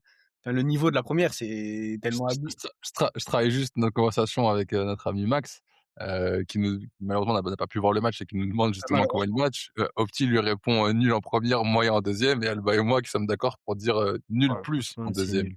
Ouais, moi j'ai trouvé ça nul plus. T'as essayé d'emballer comme tu peux. Ouais, le curseur d'emballement, il est pas très haut. T'as essayé de faire comme tu peux, mais je pense que tous les trois, enfin, au vu de la saison, on est vite résigné à l'idée de se dire, ouais, tu vas mettre 2-0, tu vas dérouler. Tu te dis, si ça fait 0-0, c'est peut-être logique. Si ça tombe d'un côté ou d'un autre, ben, c'est peut-être aussi logique. Et enfin, tu te dis, au vu de tout ce qu'on a vu cette saison, il n'y a même pas de scandale derrière. Tellement ça se joue à pas grand-chose dans les deux sens, parce que enfin, t'as à peine des occasions, quoi. T'as une occasion, c'est un coup franc d'Højbjerg, et c'est tout. Ouais. Enfin, moi, j'ai que. Et t'as la frappe de Greenwood, pardon. Et t'as la frappe de Greenwood, que effet optique, mais et je la vois dedans. ouais. Et même, Moi je aussi, je la crois vois dedans, que pareil. Donovan Léon la voit aussi dedans. Parce que Oui, vu comment il la et il touche, se il sait retourne qu'elle va vite, derrière tu vois. lui Il sait et que il a merdé. Et c'est ouais. maigre parce que même Auxerre bon, il y a le but refusé à la fin sur la main là. Bon, il y a rien à dire. Mais il y a une situation, je crois, où ils sont Ah, j'ai à vu 4 le but. contre 3 et le joueur d'Auxerre tire et ça va. Ouais. Ouais, Danois. Danois. Ouais. Et Dommage. mais sinon, voilà, ça se joue à pas grand-chose. Donc ouais, moi Et, et pour moi, t'oublies celle qui est le plus OM 25-26. C'est en première, parce qu'ils attaquent devant moi, du coup. C'est la frappe qui est pas extraordinaire, mais qui est un peu chiante oui, que Rudy repousse. Et Medji, oui, c'est vrai. premier sur le ballon. Heureusement. Ça, ça, Heureusement qu'il est sur le ça, ballon. c'était le but le Ouais, plus OM c'est vrai. 25-26 que Ouais. tu Ouais, pouvais c'est vrai. encaisser sur le match. Hein. Ouais. Plus que, Mais plus que le but dans la fin. En vrai, non, parce que le but où il y a la main. Moi, quand je me rappelle, il y avait Ludo, il y avait Toplu à côté du NES.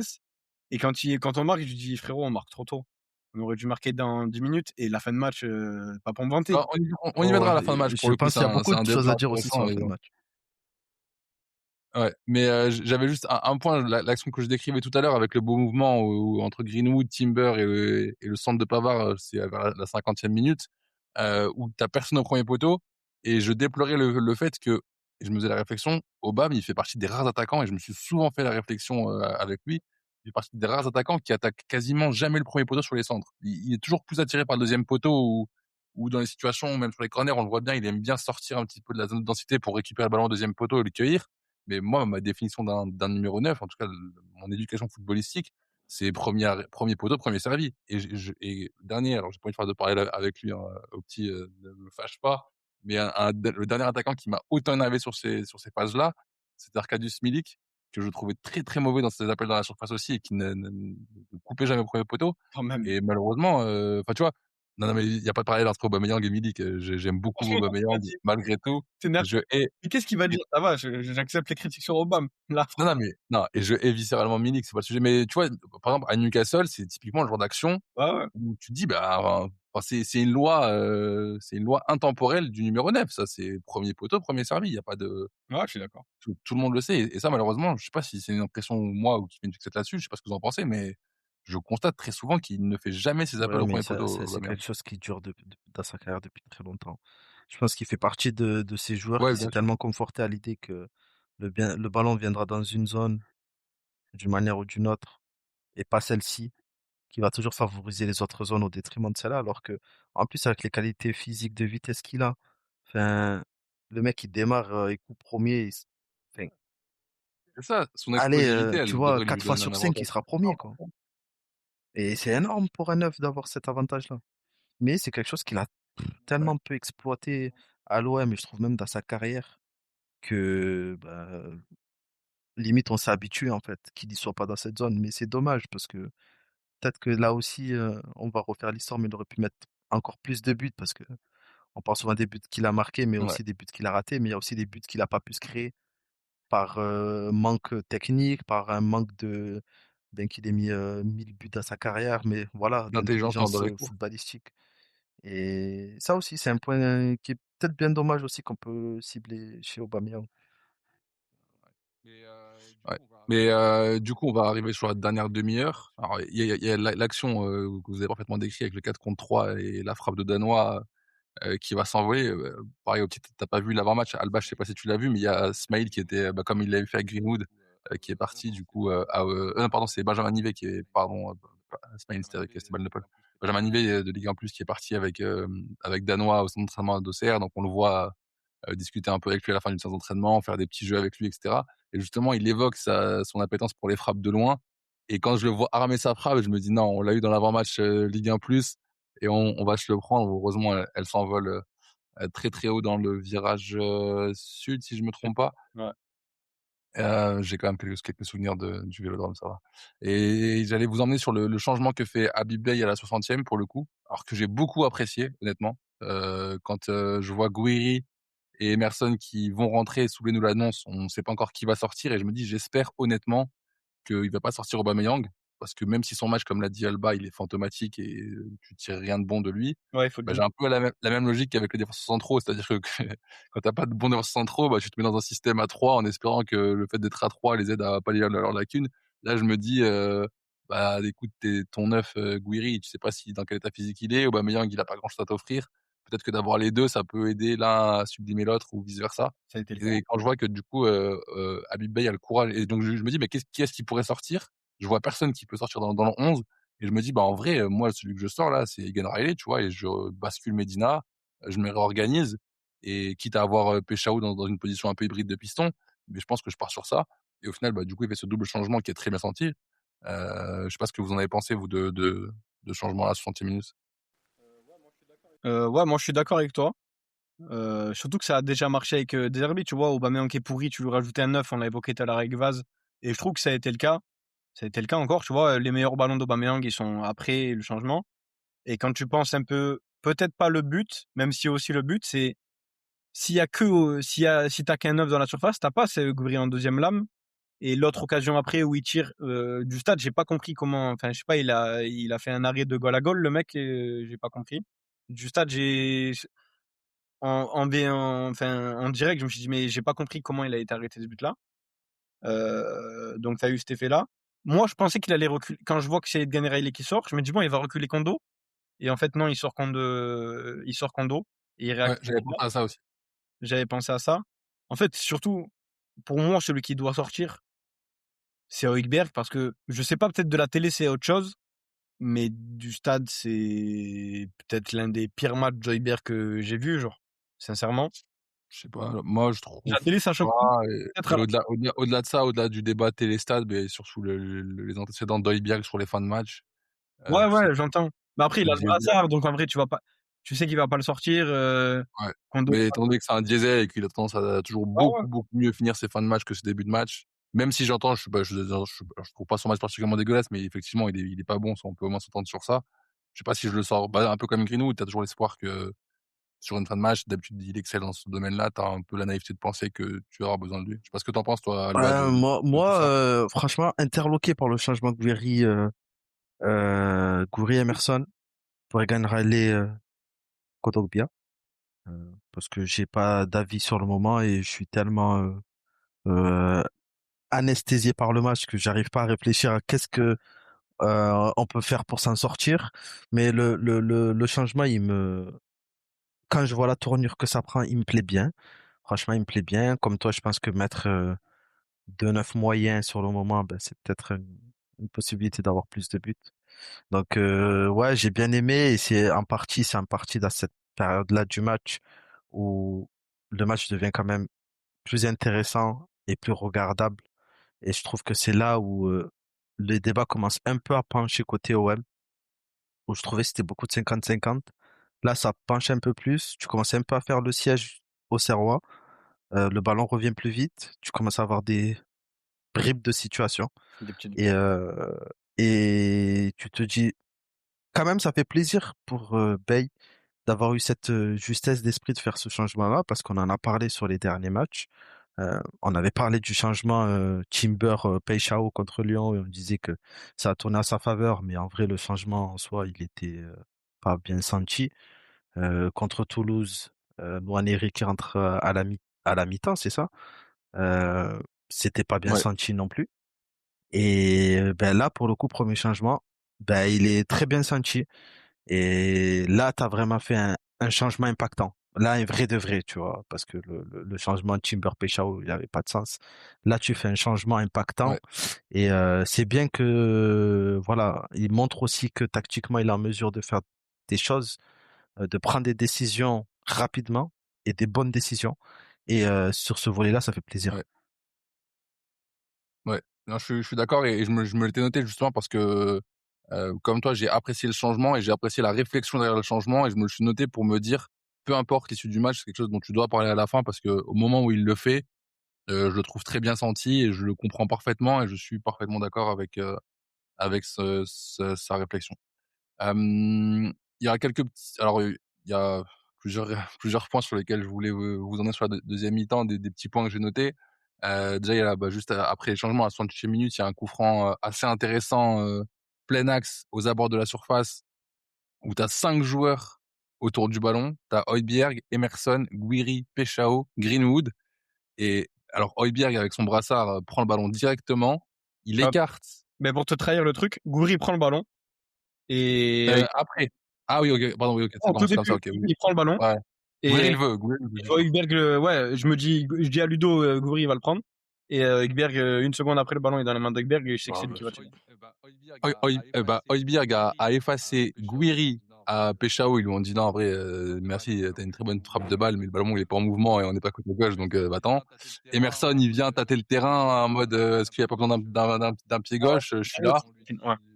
On lui dit, Pierre-Emile Højbjerg lui dit non, et du coup, Højbjerg est déterminé à tirer, et t'as Greenwood qui arrive comme à son habitude très nonchalant, il arrête de rien, genre je viens juste prendre la température, je viens juste sentir l'odeur de la pelouse ici, et il dit rien, jusqu'à qu'il ne reste plus que lui, Højbjerg, et il dit à Højbjerg, non, laisse, je vais le prendre, et Højbjerg, et j'ai trouvé, en fait, c'est assez fort, j'étais curieux de voir comment ça va se passer, parce que c'est rare de voir 5 joueurs autour d'un ballon, normalement c'est défini, là ça montre que nécessairement ça l'est pas, et je trouve que ça en dit beaucoup sur un vestiaire de voir un petit peu tu vois, les rapports que tu peux avoir dans les rapports de domination que tu peux avoir dans un vestiaire. Et là, on a vu la logique, je me suis dit bien capitaine, respecté, etc. Sauf qu'en fait non, à ce moment-là, comme tu l'as dit plus tôt dans le podcast, petit, Greenwood c'est tellement ton meilleur joueur, t'es tellement soumis à lui, et ça fait écho d'ailleurs je crois que c'était avec Elias quand on débriefait le match contre alors je sais plus, c'est la première victoire, c'était contre Lyon, où je disais que pour moi l'équipe se rendait un peu esclave de Greenwood. C'est un peu ça finalement, c'est que tu vois bien que finalement il est tellement fort que c'est le big boss de l'équipe. Même en étant, et tu vois, moi ce qui me choque, c'est que même en étant très très mauvais, même en étant nul, il s'impose pour le prendre.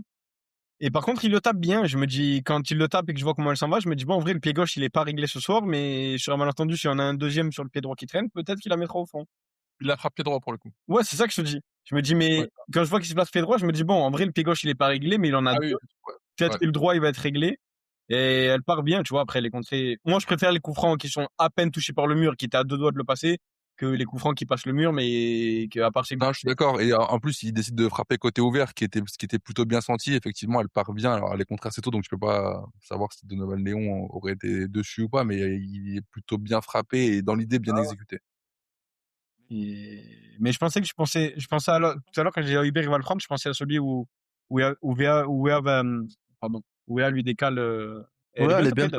Elle part bien avant le premier rebond, je crois. Il y a un premier rebond où là, elle sort un peu du cadre, mais elle est bien tapée. Et c'est après pour le coup. C'est après ce coup franc là. Et moi aussi, je trouve très bien tiré ce coup franc d'Højbjerg. Et quand je le vois prendre le ballon, moi je pense forcément au coup franc que j'ai vu avec Yous. J'avais annoncé qu'il marquait côté gardien. Et il le fait. Mais par contre, je pensais que Guiri allait taper celui de Greenwood. Mais je pense, je me suis dit peut-être qu'il a pas assez joué pour être légitime pour aller taper un coup franc. Il faut qu'il mette encore un but. On a eu encore un but. Ouais. On a eu la réponse. Et l'autre point sur lequel je voulais vous emmener sur cette deuxième mi-temps, c'est vers la 75e minute par là, je commence à me dire, je déteste ce 0-0, il pue, mais rappelle-toi de ce que tu penses là, parce qu'il y a un monde où tu prends un contre en fin de match ou un but pourri en fin de match et tu rentres avec 0 point plutôt qu'un. Je me suis dit, est-ce que finalement ce dégueulasse 0-0 de 75e minute ne peut pas avoir un goût amer, sucré à la 90e, parce que j'arrive vraiment pas à me dire, enfin, j'ai l'impression qu'en fait, des occasions, tu les as eues, t'en as eu 2-3, et c'est même pas des occasions, c'est plus des situations. Je me dis, on n'a pas grand chose de plus à offrir ce soir. À ce moment-là, je note ce que je pense pour être sûr de pas le trahir plus tard et d'être dicté par les émotions, mais je me dis vraiment, j'arrive pas à voir comment on peut marquer un but là. J'ai l'impression que tes 2-3 petites cartouches, tu les as utilisées, t'as eu un petit peu de manque de réussite, notamment sur la frappe de Greenwood, que Donovan Léon qui un petit peu, et je me dis mais je crois que ça va être une soirée à 1 point au mieux et à 0 dans le pire.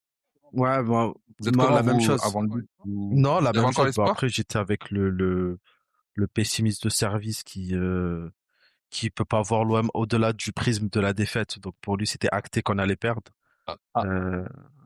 à son mérite, ça Oh, fait, ouais, il a le il mérite a d'être beaucoup. constant. Ça fait quand même Ouais, 3 ça saisons, fait hein, je 3 crois, saisons où si je me trompe pas. il a mis le costume de celui du supporter pessimiste qui te dit ben voilà, je t'avais dit qu'on allait perdre. Donc Yacine, si t'écoutes.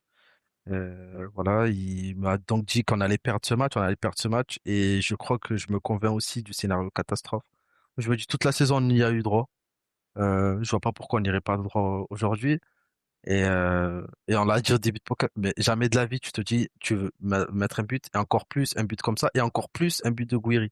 Moi je me dis c'est mort, tu vois. Je me dis c'est fini. On va essayer de pousser, on va prendre un contrat à la con et le match il est fini parce que tu n'auras pas les jambes pour revenir. Et bah après on peut en Ouais. parler, mais j'ai trouvé encore, enfin après on va pas se trahir un secret, mais les joueurs sont cuits physiquement.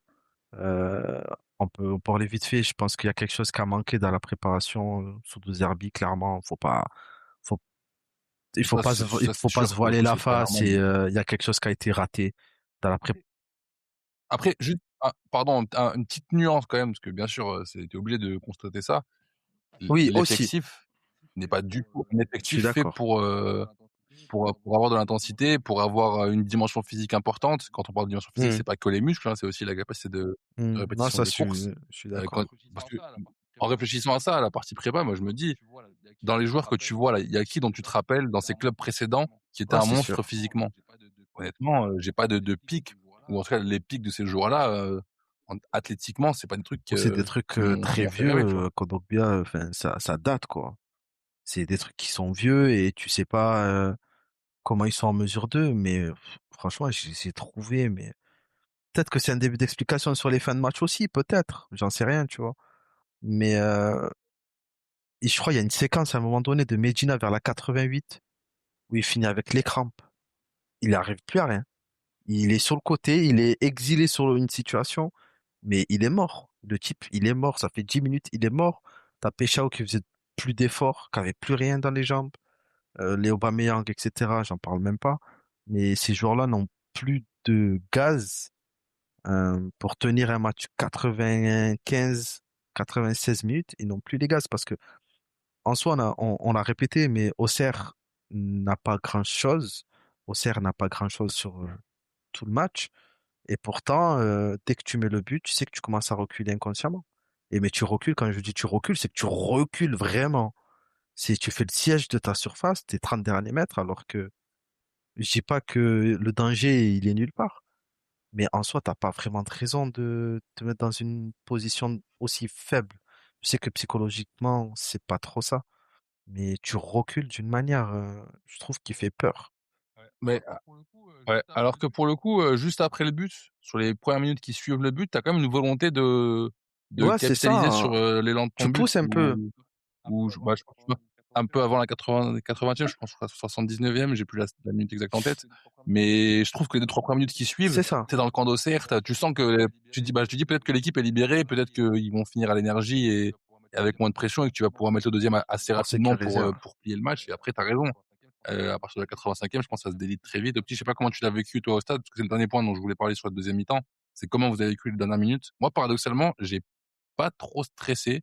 Enfin, je trouve qu'en fait, j'ai pas de situations qui m'ont particulièrement fait stresser et j'étais convaincu que cette équipe a réussi à débloquer le truc mentalement pour garder un score. Je pense que la victoire de la semaine dernière à Toulouse a fait du bien à tout le monde et je me suis dit, bah, je pense que tu peux enchaîner sur ça et capitaliser sur ça. Je me dis ça, au final, quand tu fais le bilan du match, tu as quand même pris ton but pourri à la fin et ça se joue à rien, tu vois. Non, moi, il y a qu'un truc il y a deux éléments qui me font stresser. C'est l'action de Gouiri, où tu as le cadeau, où Ouais, il y a le sort pas repris de Greenwood. le gardien de goal à goal, là, qui la sort.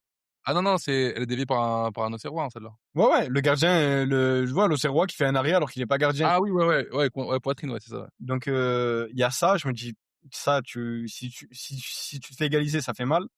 Et l'autre truc, c'est un moment, tu défends ta surface, tu défends bien, ils font coulisser. Tu as un bon tac de Gouiri. Et je sais pas, sur le ballon, je sais pas comment il finit en ballon pourri qui traîne dans la surface. Et je me dis, ce truc-là, il peut leur donner un stress mais tu vois, qui va traîner jusqu'à la fin du match. Et moi, le seul truc qui m'inquiète, C'est moi, Greenwood, je comprends pas pourquoi il sort dans le temps additionnel, il doit sortir avant. Genre, tous les ballons qu'il y a à gauche, ils vont jouer le 2+1 sur Weah. Weah qui est déjà... Weah, Qui est KO. non, en fait, déjà, quand il fait l'action où il déborde dans la surface, là, je me dis, mais comment il fait ça alors qu'en première mi-temps, il a un retour où je me dis, mais il est mort. Weah, les gars, Weah, il a plus rien. C'est pour ça qu'Edgen Reilly, je suis content de l'avoir relancé. Parce que moi, il y a un match où, moi, je veux qu'il y ait un match où Edgen Reilly démarre latéral droit. Parce que Weah, faut qu'il, Après, tu joues une fois par semaine, là, ça va. T'as 9 jours. Non, il a besoin la vérité, il a besoin de, d'un break. Ouais, frérot, il est trop carbo. Il va aller se déplacer aux États-Unis là-bas, là, à la trêve, là. Quand il revient, je veux qu'il est.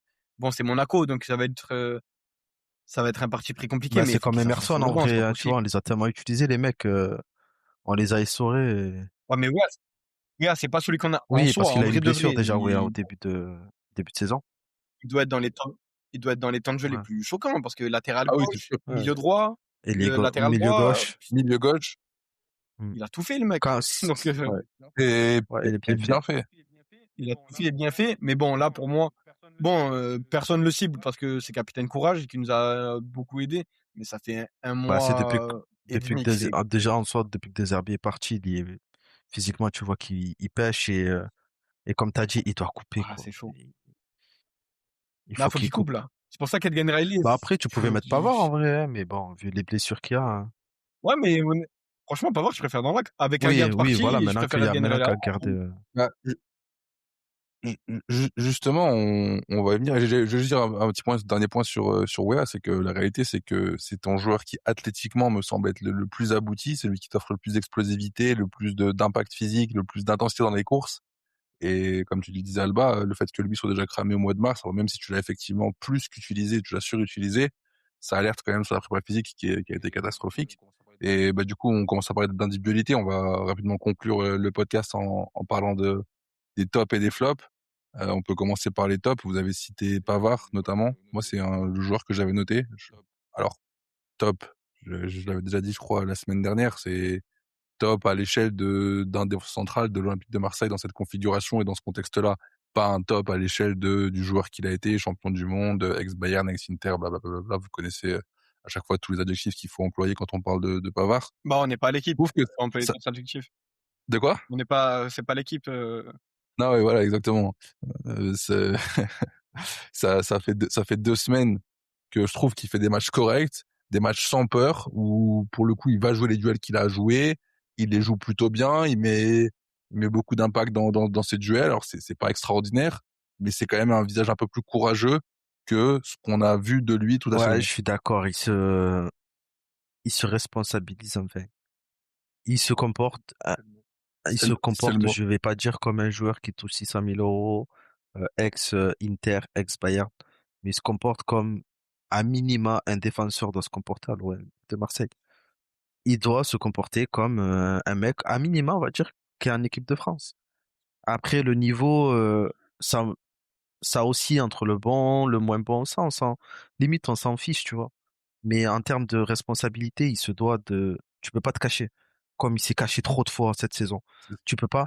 Et je trouve que, voilà, le fait que De Zerbi soit parti et que maintenant, vraiment, il soit mis en première ligne, et je pense qu'il y a des mots qui ont été dits parce que je vois vraiment pas Benatia ne pas aller lui parler et lui dire qu'arrive un moment, il faut que tu t'imposes et que tu t'affirmes. Je pense qu'il y a une conversation dans ce sens. Il a dû recevoir quelques vocaux WhatsApp. Sûr. Je peux pas croire que d'un coup il s'est mis en tête de il faut que je sois bon dès maintenant. Non, je pense que on a allé le secouer en off, c'est complètement légitime, et que maintenant ils prennent à minima ses responsabilités. Après qu'il soit moins bon, c'est pas grave. Qu'il fasse des erreurs comme ça a été le cas en début de saison, c'est pas grave. Mais qu'il se cache pas, ça c'est juste la moindre des choses par rapport à son statut. C'est la pire des choses qu'il puisse faire. C'est la moindre des choses, c'est qu'il se cache pas, qu'il prenne ses responsabilités. Il a des qualités qu'on aime ou qu'on n'aime pas. Il a quelques qualités à faire valoir. Que son avenir soit ici ou ailleurs, tant pis, tant mieux. Mais qu'il les montre. On peut pas me croire qu'un mec qui était encore en équipe de France il y a 1 an, il soit pas en mesure. Il a joué une finale de Ligue des Champions. Il a été appelé à Francis Land. Bon, certes, il n'était pas dans le groupe, mais il a été rappelé que ce mec-là est pas en mesure d'exister en Ligue 1. Il faut pas. s'il n'existe pas en Ligue 1, c'est que de sa faute. Donc là, c'est bien qu'il revienne à un niveau, un minimum décent, et que voilà, si l'OM veut terminer podium sans trop de crainte, malheureusement ou heureusement, ça passera avec un Pavard au niveau, avec un Balerdi au niveau, pas un Guerdé pas là, mais avec un Medina au niveau. Et si tu as ces trois-là déjà qui sont à un niveau bon, suffisant pour la Ligue 1, bah, je pense que le podium, tu iras le chercher sans trop de problèmes. Ouais, je suis d'accord avec vous pour Pavard. Comme tu l'as dit, Alba, ça va être hyper important qu'il soit là. Que c'est pas des performances au niveau. Parce que moi, je me rappelle d'un podcast qu'on avait fait. Et honnêtement, on peut avoir le débat de qui a été surperformant, sous-performant avec RDZ. Mais il y a des joueurs qui ont des salaires et des statuts qui font qu'il n'y a pas d'entraîneur ou pas d'entraîneur. Tu dois performer, peu importe le contexte de ton équipe. Toi, il faut que tu sois une garantie. Et là, comme on l'a dit sur les dernières semaines, c'est le cas. Alors, à quel niveau on évalue les qualités des performances? On s'en fout. Il fait son boulot.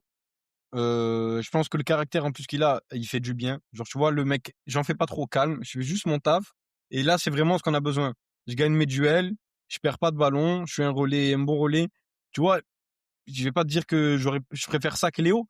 Mais tu sais, Léo, il va avoir envie en plus d'être participer au jeu, de vouloir créer un décalage, d'être. Non, là, T'en as franchement, besoin, ouais, j'ai pas t'as besoin de besoin ça. d'un mec qui, vas-y, fait pas, Ouais.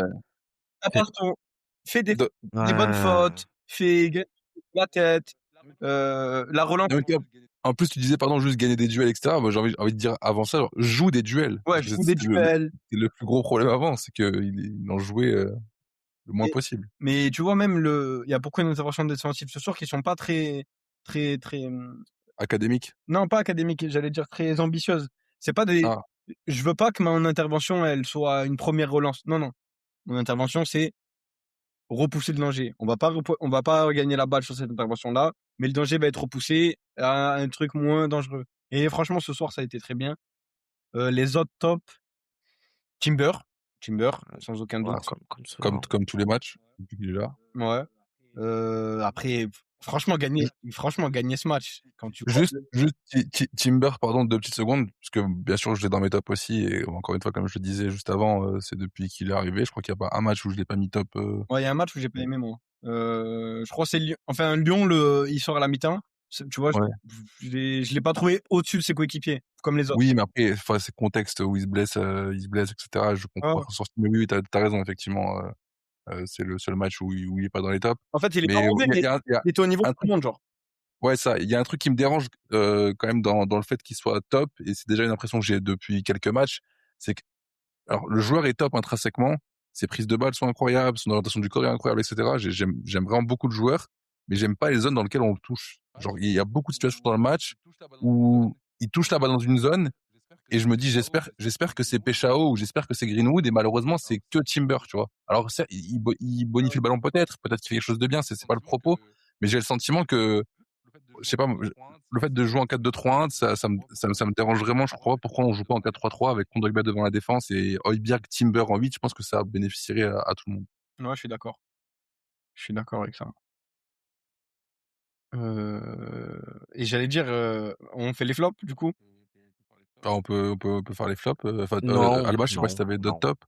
Bah, C'est l'avantage Peshao de ce sur genre la de photo match, en du vrai. but. Je lève les mecs. C'est vrai. Je lève les mecs. Son match Je lève est les pas mecs. très très bon, Et mais il est sur la il photo est du là. but. Il est là. Et ben, on lui a pas comptabilisé Avec, la passe à Lyon. Ben, ça va, on peut. ouais, j'ai pas compris. Ouais, elle a Ah pas ouais? été Pas compris pourquoi, comptabilisée, je d'ailleurs. sais pas C'est pourquoi. incroyable. C'est quoi le biais qui fait qu'on la comptabilise pas? Ouais, À Lyon? la chandelle Ouais, n'est pas la remise comptabilisée comme une passe. post-corner sur Auba. Je sais pas pourquoi. Ok. Ben, ils peuvent lui donner celle-là, même si elle est déviée, elle est histoire Ouais. de.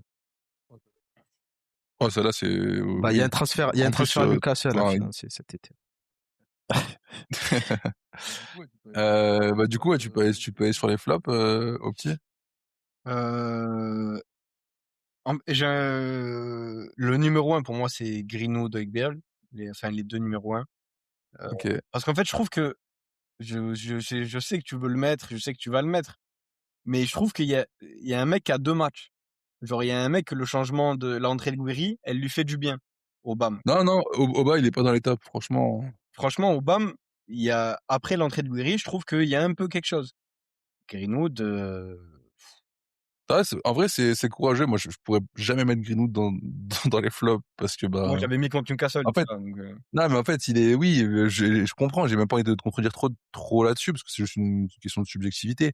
Mais c'est qu'à partir du moment où toutes tes actions, elles viennent de lui, de près ou de loin, et très souvent de près, en fait, si je le mets dans le flop, Ouais. je dois mettre toute l'équipe parce que c'est un échec collectif que si lui, il est flop, il y a rien de mieux pour se créer une occasion qu'un Mason Greenwood qui a le ballon dans les pieds, quoi. Moi, mais tu vois, justement, genre, je trouve que le match, tu vois, l'équipe concède rien.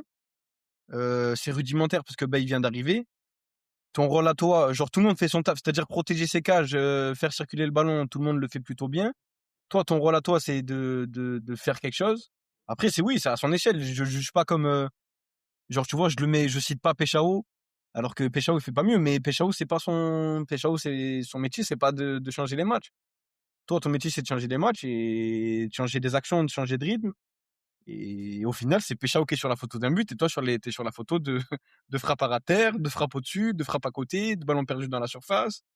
Enfin, t'as pas la photo de Peshao. Enfin, De Greenwood sur ce match-là, ouais, bien sûr. Mais c'est pour ça que je peux pas te contredire là-dessus. J'entends ton point. Ça suffira pas à me convaincre, mais j'entends que je vais le mettre dans les flops. Il défend pas aussi. Enfin, il défend que en courant vers le but adverse. Il défend plus. Alba? Moi, flop, ouais, Ah, t'as juste, déjà, sur Greenwood, tu te mets où? Tu te je suis mets tenté côté de le mettre opti côté flop. ou plutôt... Ouais. Après, moi, j'ai une échelle Ok. le concernant très haute. Il doit, malgré tout ce qu'il te crée, même quand ça va pas, euh, ça reste l'échelle d'un des meilleurs joueurs de Ligue 1. Et Ouais, je bien sûr. pense qu'on peut se permettre, on va dire, de le mettre dans les flops aujourd'hui. Je pense que ça ne fait pas de mal et que même lui, Allez. je pense qu'il doit pas être trop content de son match. Et Il a eu je l'ai trouvé. Enfin, Hein? il a eu genre, tu vois, il a eu Ouais. plusieurs ballons dans la surface adverse. Sur les corners, à chaque fois, le but, c'est faire une combinaison pour lui donner un spot. Non, Frère, non. il y en a très. Non, mais en vrai, oui, c'est bon, tu m'as Et je l'ai vendu. trouvé On peut le mettre dans les flops. De contre un. C'est bon, Opti, je je pense qu'il laisse. ne l'a pas vu C'est bon. parce qu'il Ouais, regardait du stade. Je l'ai trouvé très expressif sur ses ratés. Chose qui c'est pas. Ouais, chose Beaucoup de que d'habitude frustration, il ouais. montre très peu, voire jamais. Il y a des fautes Ouais, il y en a eu qui sont plusieurs, parties plusieurs très dans le match facilement, et qu'on c'est a pu toujours lire sur les bizarre de le lèvres, ouais. voir avec des émotions. C'est pas lui. C'est vrai. Et du coup, dans les autres flops, Euh, t'en as d'autres? Il y a pas, bon, on sent avec un clean sheet, mais Rouli. Je sais. Ouais, ouais, C'est lui que j'avais aussi. ouais, C'est lui que j'avais. parce que c'est retour à Rouli sous De Zerbi avant fin de mandat, quoi. C'est toujours, Mais c'est simple. En vrai, il a il fait 2 pas. arrêts dans le match. C'est 2 arrêts qui doivent te coûter un but. C'est C'est ça. deux ballons relâchés qui doivent se Ah, planter dans les pieds de l'équipe adverse. Le premier sauvé par Medina, heureusement, parce qu'il est très bien placé. On a de la chance, première mi-temps. Deuxième mi-temps, c'est cette action dans le temps additionnel où on a de la chance que le ballon lui vienne 5 centimètres en arrière et qu'elle tape le dos, enfin la partie arrière de son ventre avant de toucher sa main pour entrer dans le but. Mais si elle est 5 centimètres plus devant ou que lui est 5 centimètres plus en retrait, il la pousse parfaitement ah, sans avoir recours à sa main. mais c'est toujours pareil. Il fait partie de ces gardiens qui te dégagent pas de sérénité. Et je trouve ça hallucinant à son âge et par rapport à tout ce il t'a amené la saison dernière. C'est un gardien qui ne t'amène aucune sérénité, qui est Et du encore, il doute t'amène du doute. parce que il est pas forcément imposant sur les sorties aériennes. Je trouve qu'il est trop vocal. Il parle beaucoup. Il te dégage pas ce sentiment de calme, de tranquillité où il est toujours en train de gueuler, de réprimander. C'est bien, tu vois, mais il y a des moments où il y a pas besoin. Tu vois, il y a une sortie, enfin, il y a un ballon qui vient sur un centre. Toi, tu es là en train d'incriminer ton ailier gauche parce qu'il a pas fait une course de 30 mètres. Frère, le centre de l'arrière gauche de OCR, il a aucune incidence sur l'action. Récupère ton ballon et vas-y, renvoie et on passe à autre chose, tu vois. Et surtout, C'est c'est dur pour tout le ça. monde. Genre, euh, arrête. Je sais pas si vous vous rappelez dans la série qu'on a eue l'été dernier sans jamais rien lâcher, il y a eu une scène l'année dernière, je sais plus après quel match c'est, peut-être que c'est après Saint-Etienne, je me rappelle que c'est une victoire assez large où il rentre dans le vestiaire complètement furieux et il veut prendre la parole, genre pour incriminer le comportement de l'équipe après sur la fin du match où ils ont lâché, du coup, il a pas fait de clean sheet. Il y a des arbitres qui le reprend un peu de volée en lui disant t'as raison sur le fond, mais c'est pas du tout le moment de gueuler sur tout le monde alors que l'équipe a livré un match abouti et que oui, d'accord, 60 minutes, c'est problématique au niveau du comportement et tout le monde n'a pas fait les efforts et tout le monde n'a pas travaillé. Oui, c'est important de faire des clean sheets. Oui, c'est important que tu gardes ta cage inviolée et que tout le monde soit solidaire de toi, mais c'est pas la façon de le transmettre. Et je trouve qu'en fait, je repense à cette scène très souvent quand il insuffle justement ce doute et cette peur dans l'équipe. Je me dis en fait c'est un gardien qui oui parle beaucoup, mais en fait il est toujours à contre-courant. Et pourtant il a l'air très sympathique. Hein, Rouli, moi j'ai pas d'animosité contre lui malgré toutes ses erreurs, tu vois. C'est pas un gardien que tu détestes particulièrement, même s'il nous a coûté beaucoup cette saison et qu'on lui doit à mon avis beaucoup dans notre scénario actuel. J'oublie pas qu'il y a beaucoup de choses qui ont tourné en notre l'an dernier grâce à lui et en début de saison aussi. Mais je sais pas, en fait, je pense que c'est juste un gardien qui n'a pas d'intelligence émotionnelle du tout et c'est ça qui lui fait défaut. Quoi. Non, justement, je trouve que les Argentins ont plutôt une bonne intelligence émotionnelle. Ils ont une sensibilité. D'ailleurs, petite stat, l'Argentine est le pays qui compte le plus de psychologues au monde, parce que les Argentins sont très sensibles. Mais justement, en fait, cette sensibilité-là de pouvoir te permettre de comprendre d'avoir un peu plus d'empathie, en fait. Et je trouve que lui en a dénué un peu. Ça, franchement, la stat sur les psychologues, elle va dans mon... Tu vois, si t'as besoin d'autant... S'il y a autant de mecs qui disent, s'il y a autant de mecs qui disent ma vocation, c'est psychologue, peut-être qu'ils ont identifié un manque à l'échelle du... Bah oui, c'est un marché, ouais, bien sûr. C'est qu'il y a... franchement, ouais, je le trouve trop... Clairement, c'est devenu une bombe à retardement. Ouais, on est d'accord. Opti, t'as un autre flop. Moi, j'en ai un, je vois l'heure, je me dis, est-ce qu'on va sur ce dernier terrain? C'est une piste un peu glissante. J'ai envie d'y aller. Dans mes flops, moi, j'ai Egan Riley, les gars. Ouais. Moi, je l'ai pas trouvé. Enfin, ouais, je l'ai pas trouvé. Pour un mec qui joue pas, je l'ai pas trouvé. Enfin, j'ai envie de te dire vas-y. Je m'explique. Non, parce que justement, dans mon argumentation et dans ma réflexion, il y a, bien sûr, vous inquiétez pas, il a pas joué depuis 2 mois. Avant le match, je me suis dit, il revient, c'est très bien qu'on lui redonne sa chance, il faut concerner tout le groupe, tout ça, etc. Ça, c'est des trucs qui me tiennent à cœur et je suis content de le voir. Je me dis, écoute, on va pas te juger sur l'intensité physique que tu vas mettre parce que tu manques de rythme. On va pas forcément te juger sur ta justesse technique parce que forcément conditions physiques peut-être pas au top, manque de rythme, manque de lucidité et forcément déchets techniques. Tout ça, je te le donne. T'inquiète pas, fais ton match, je te le donne. Je m'attends juste à une chose, l'état d'esprit. T'es un mec qui a quasiment pas joué de la saison, t'as quasiment pas eu ta chance. Je me dis, j'ai envie de voir un mec qui, dans son attitude, a au moins l'air revanchard. En mode, il y a un spot à prendre, il y a un joueur qui est en train de se faire opérer, qui va être là, qui va rater au moins 5-6 matchs. Montre-moi que t'as envie de prendre cette place, que tu la veux, qu'elle te tient à cœur. Et je trouve que dans l'attitude, il y a beaucoup de choses qui me dérangent. Il y a une situation qui fait très bien au début de match, c'est sur Sekoumara où, quand il rentre dans la surface pour aller frapper sur son pied gauche, il l'isole très bien sur son pied gauche et il bondit très bien pour contrer la frappe en corner. Je trouve que c'est de bonne augure pour la suite du match.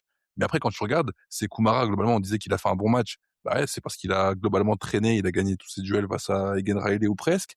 Et un autre truc qui me dérange, c'est donc l'attitude, comme je le disais.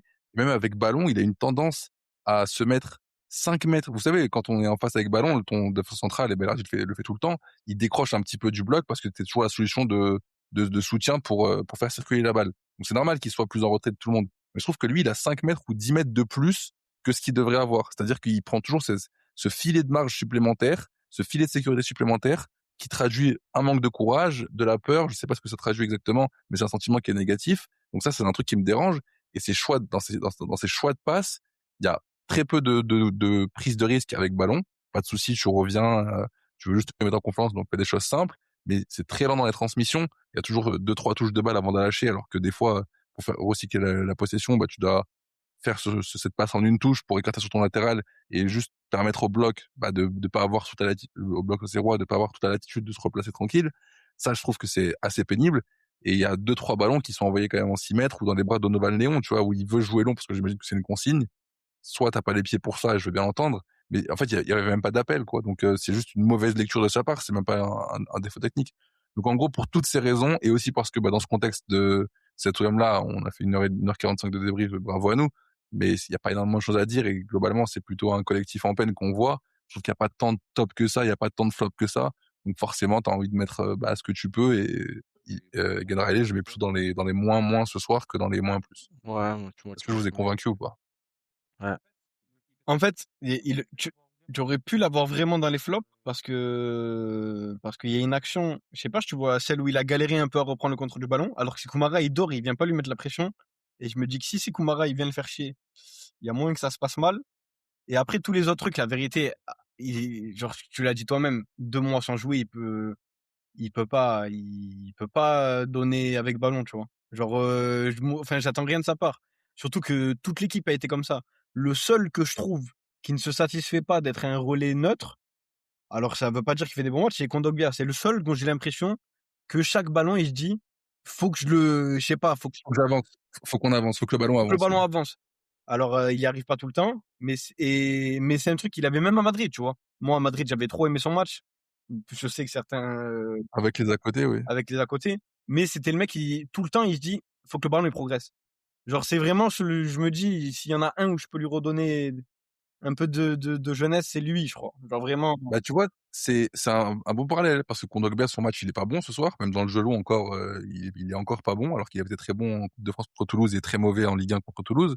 Mais j'aime pas le match de Kondogbia. Mais justement, pour le seul argument que tu viens d'énoncer là, petit, je peux pas le mettre dans les flops. Tu vois, je lui loue au moins ça. Et Genreilly, j'avais aucune attente. Vraiment, c'est le joueur sur lequel j'aurais pu avoir le compliment le plus facile, tu vois. Et au final, même ça, il a pas réussi à me l'arracher. Et ça m'embête parce que c'est un joueur que a priori j'aime bien, un joueur auquel je crois. Je fais pas partie de ceux qui pensent que c'est une erreur de casting, etc. C'est un joueur que tu as pris libre, qui a eu des références en Angleterre en Championship, qui est un championnat très disputé, etc. Même si a priori certains disaient que c'était pas le meilleur de la paire de centraux et que je commence à comprendre que effectivement ils ont peut-être raison. C'est un joueur, je me suis dit, il est juste là pour apprendre et on sera content de l'avoir dans un an ou deux.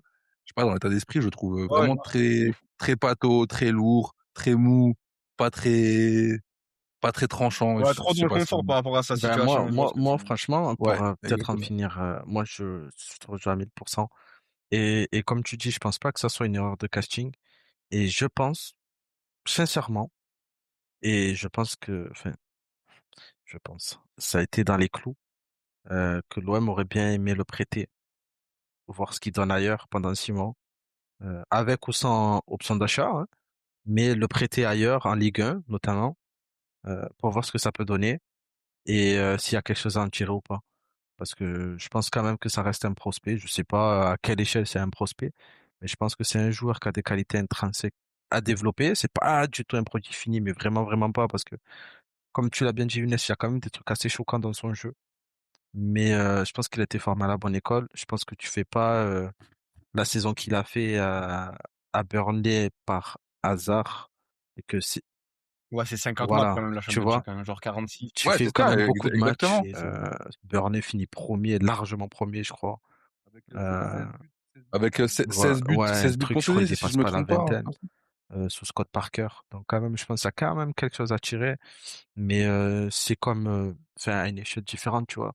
C'est comme un Mbamou Mété quand il vient à l'OM. Tu vois que c'est un joueur qui a des qualités, mais tu le prends archi tôt, peut-être, et il doit passer par une étape intermédiaire avant de venir faire ses trucs à l'OM. Bah, tu vois. Moi, il se relâche trop bien à Lorient, pour ceux qui. C'est un très bon exemple, Bamba Maïté. Moi, j'ai toujours aimé le joueur et je suis très frustré qu'on ne l'ait pas plus vu parce que dans l'état d'esprit, je trouve qu'à chaque fois qu'il était là, encore une fois, je juge pas la production, je juge juste l'état d'esprit. C'est un joueur, il m'a emmené avec lui. À chaque fois que je le voyais, je voyais un joueur qui avait envie de bien faire. Et c'est frustrant de ne pas l'avoir vu, plus et dans d'autres circonstances à Marseille. Mais tu vois, je veux bien te rejoindre dans l'idée générale il aurait fallu prêter Genreilly parce que je pense que ça aurait pu lui être bénéfique. Mais en fait, quand je réfléchis à ça, je me dis, mais le déclic, il doit juste être chez lui. C'est lui qui a besoin de se bousculer ou que quelqu'un le bouscule. Parce que, en soi, si tu le prêtes et qu'il te fait un prêt avec le même état d'esprit de Nwaneri, dont on parlera pas ce soir, franchement, le prêt, il va servir à rien du tout. Parce qu'il y a un problème le joueur je suis d'accord. n'a pas de déclic et n'a pas envie de se bouger. Après, comme tu sais, comme c'est, passer de Bernard à Marseille, c'est un choc. Et je pense que, ouais, bien sûr, mais passer de jouer la montée en Championship à jouer le titre en Ligue 1, c'est un gap inimaginable. Et peut-être passer par une étape intermédiaire pendant 6 mois, Parce qu'au final, peut-être qu'il n'aurait pas eu cette fin, cette détermination, mais il aurait été bon sur un autre, tu vois, un autre volet, sur l'aspect défensif, sur l'aspect relance, j'en sais rien. Et peut-être que ça aurait un peu contrebalancé cette, ce manque, on va dire. Mais franchement, c'est un des trucs qui va pas avec l'OM depuis 2-3 ans. C'est qu'un jeune joueur, t'es pas en Ouais. mesure d'en tirer. On parlait des jeunes. Nous, on a parlé des jeunes pour dire que le terrain n'est pas fertile, mais pour des joueurs de 21, 22, 23 que tu allé chercher, il est même pas fertile. C'est que tu sais même pas faire, c'est même pas, t'arrives même pas à les ramener d'un point A à un point B. Je te dis même pas de ramener d'un point A à un point Z, tu vois, où tu as vraiment tout fait pour le joueur. Mais juste le faire Juste le avancer un faire petit peu, avancer t'en un es tout même petit pas peu. capable. Et moi, je pense que voilà, T'as juste c'est Saliba, du ça. coup, comme Mais j'ai contre-exemple, mais envie de te dire, c'est un produit fini. et en plus, C'est un après, crack. on discute, mais Saliba, ça fait bientôt 4 ans, 5 ans. En vrai, ça commence à faire beaucoup, Ouais, hein, bah oui. depuis tout ce temps. Donc Et on c'est en a ça. fait Donc des t'as prêts de toujours joueurs. pas ce truc d'accompagner un joueur d'un point A à un point C, D, E, F, j'en sais rien. Et moi, c'est un truc Et pour le coup, c'était Saliba c'est qui nous ça. Au avait final, accompagnés. c'est les Saliba qui te portent et c'est pas l'inverse. Bon, C'est lui. Après, on l'a quand même fait passer le- un certain step. Il Sampaoli a eu quand lui même avait penalty, dit saute qu'il nous a de. fait perdre, il a fait perdre 5 matchs dans la saison. Je crois qu'on était plus ou moins dans ça en plus. Mais ouais, c'est dommage qu'on n'arrive pas à exercer ça. Bon, après, ça n'empêche que il a quand même des manquements pour un club pour l'OM. Euh, on en avait parlé en off, mais qu'un mec comme Cornelius t'amenait pas l'année dernière. C'est Cornelius, Ouais. c'était le quatrième choix, mais quand il jouait, ben, c'était le premier choix limite. Façon de parler, tu vois. Dans l'état d'esprit, dans le niveau, Ouais, bien sûr. Ouais, Et, c'est défensivement, et il il ça, a était fait, au-dessus.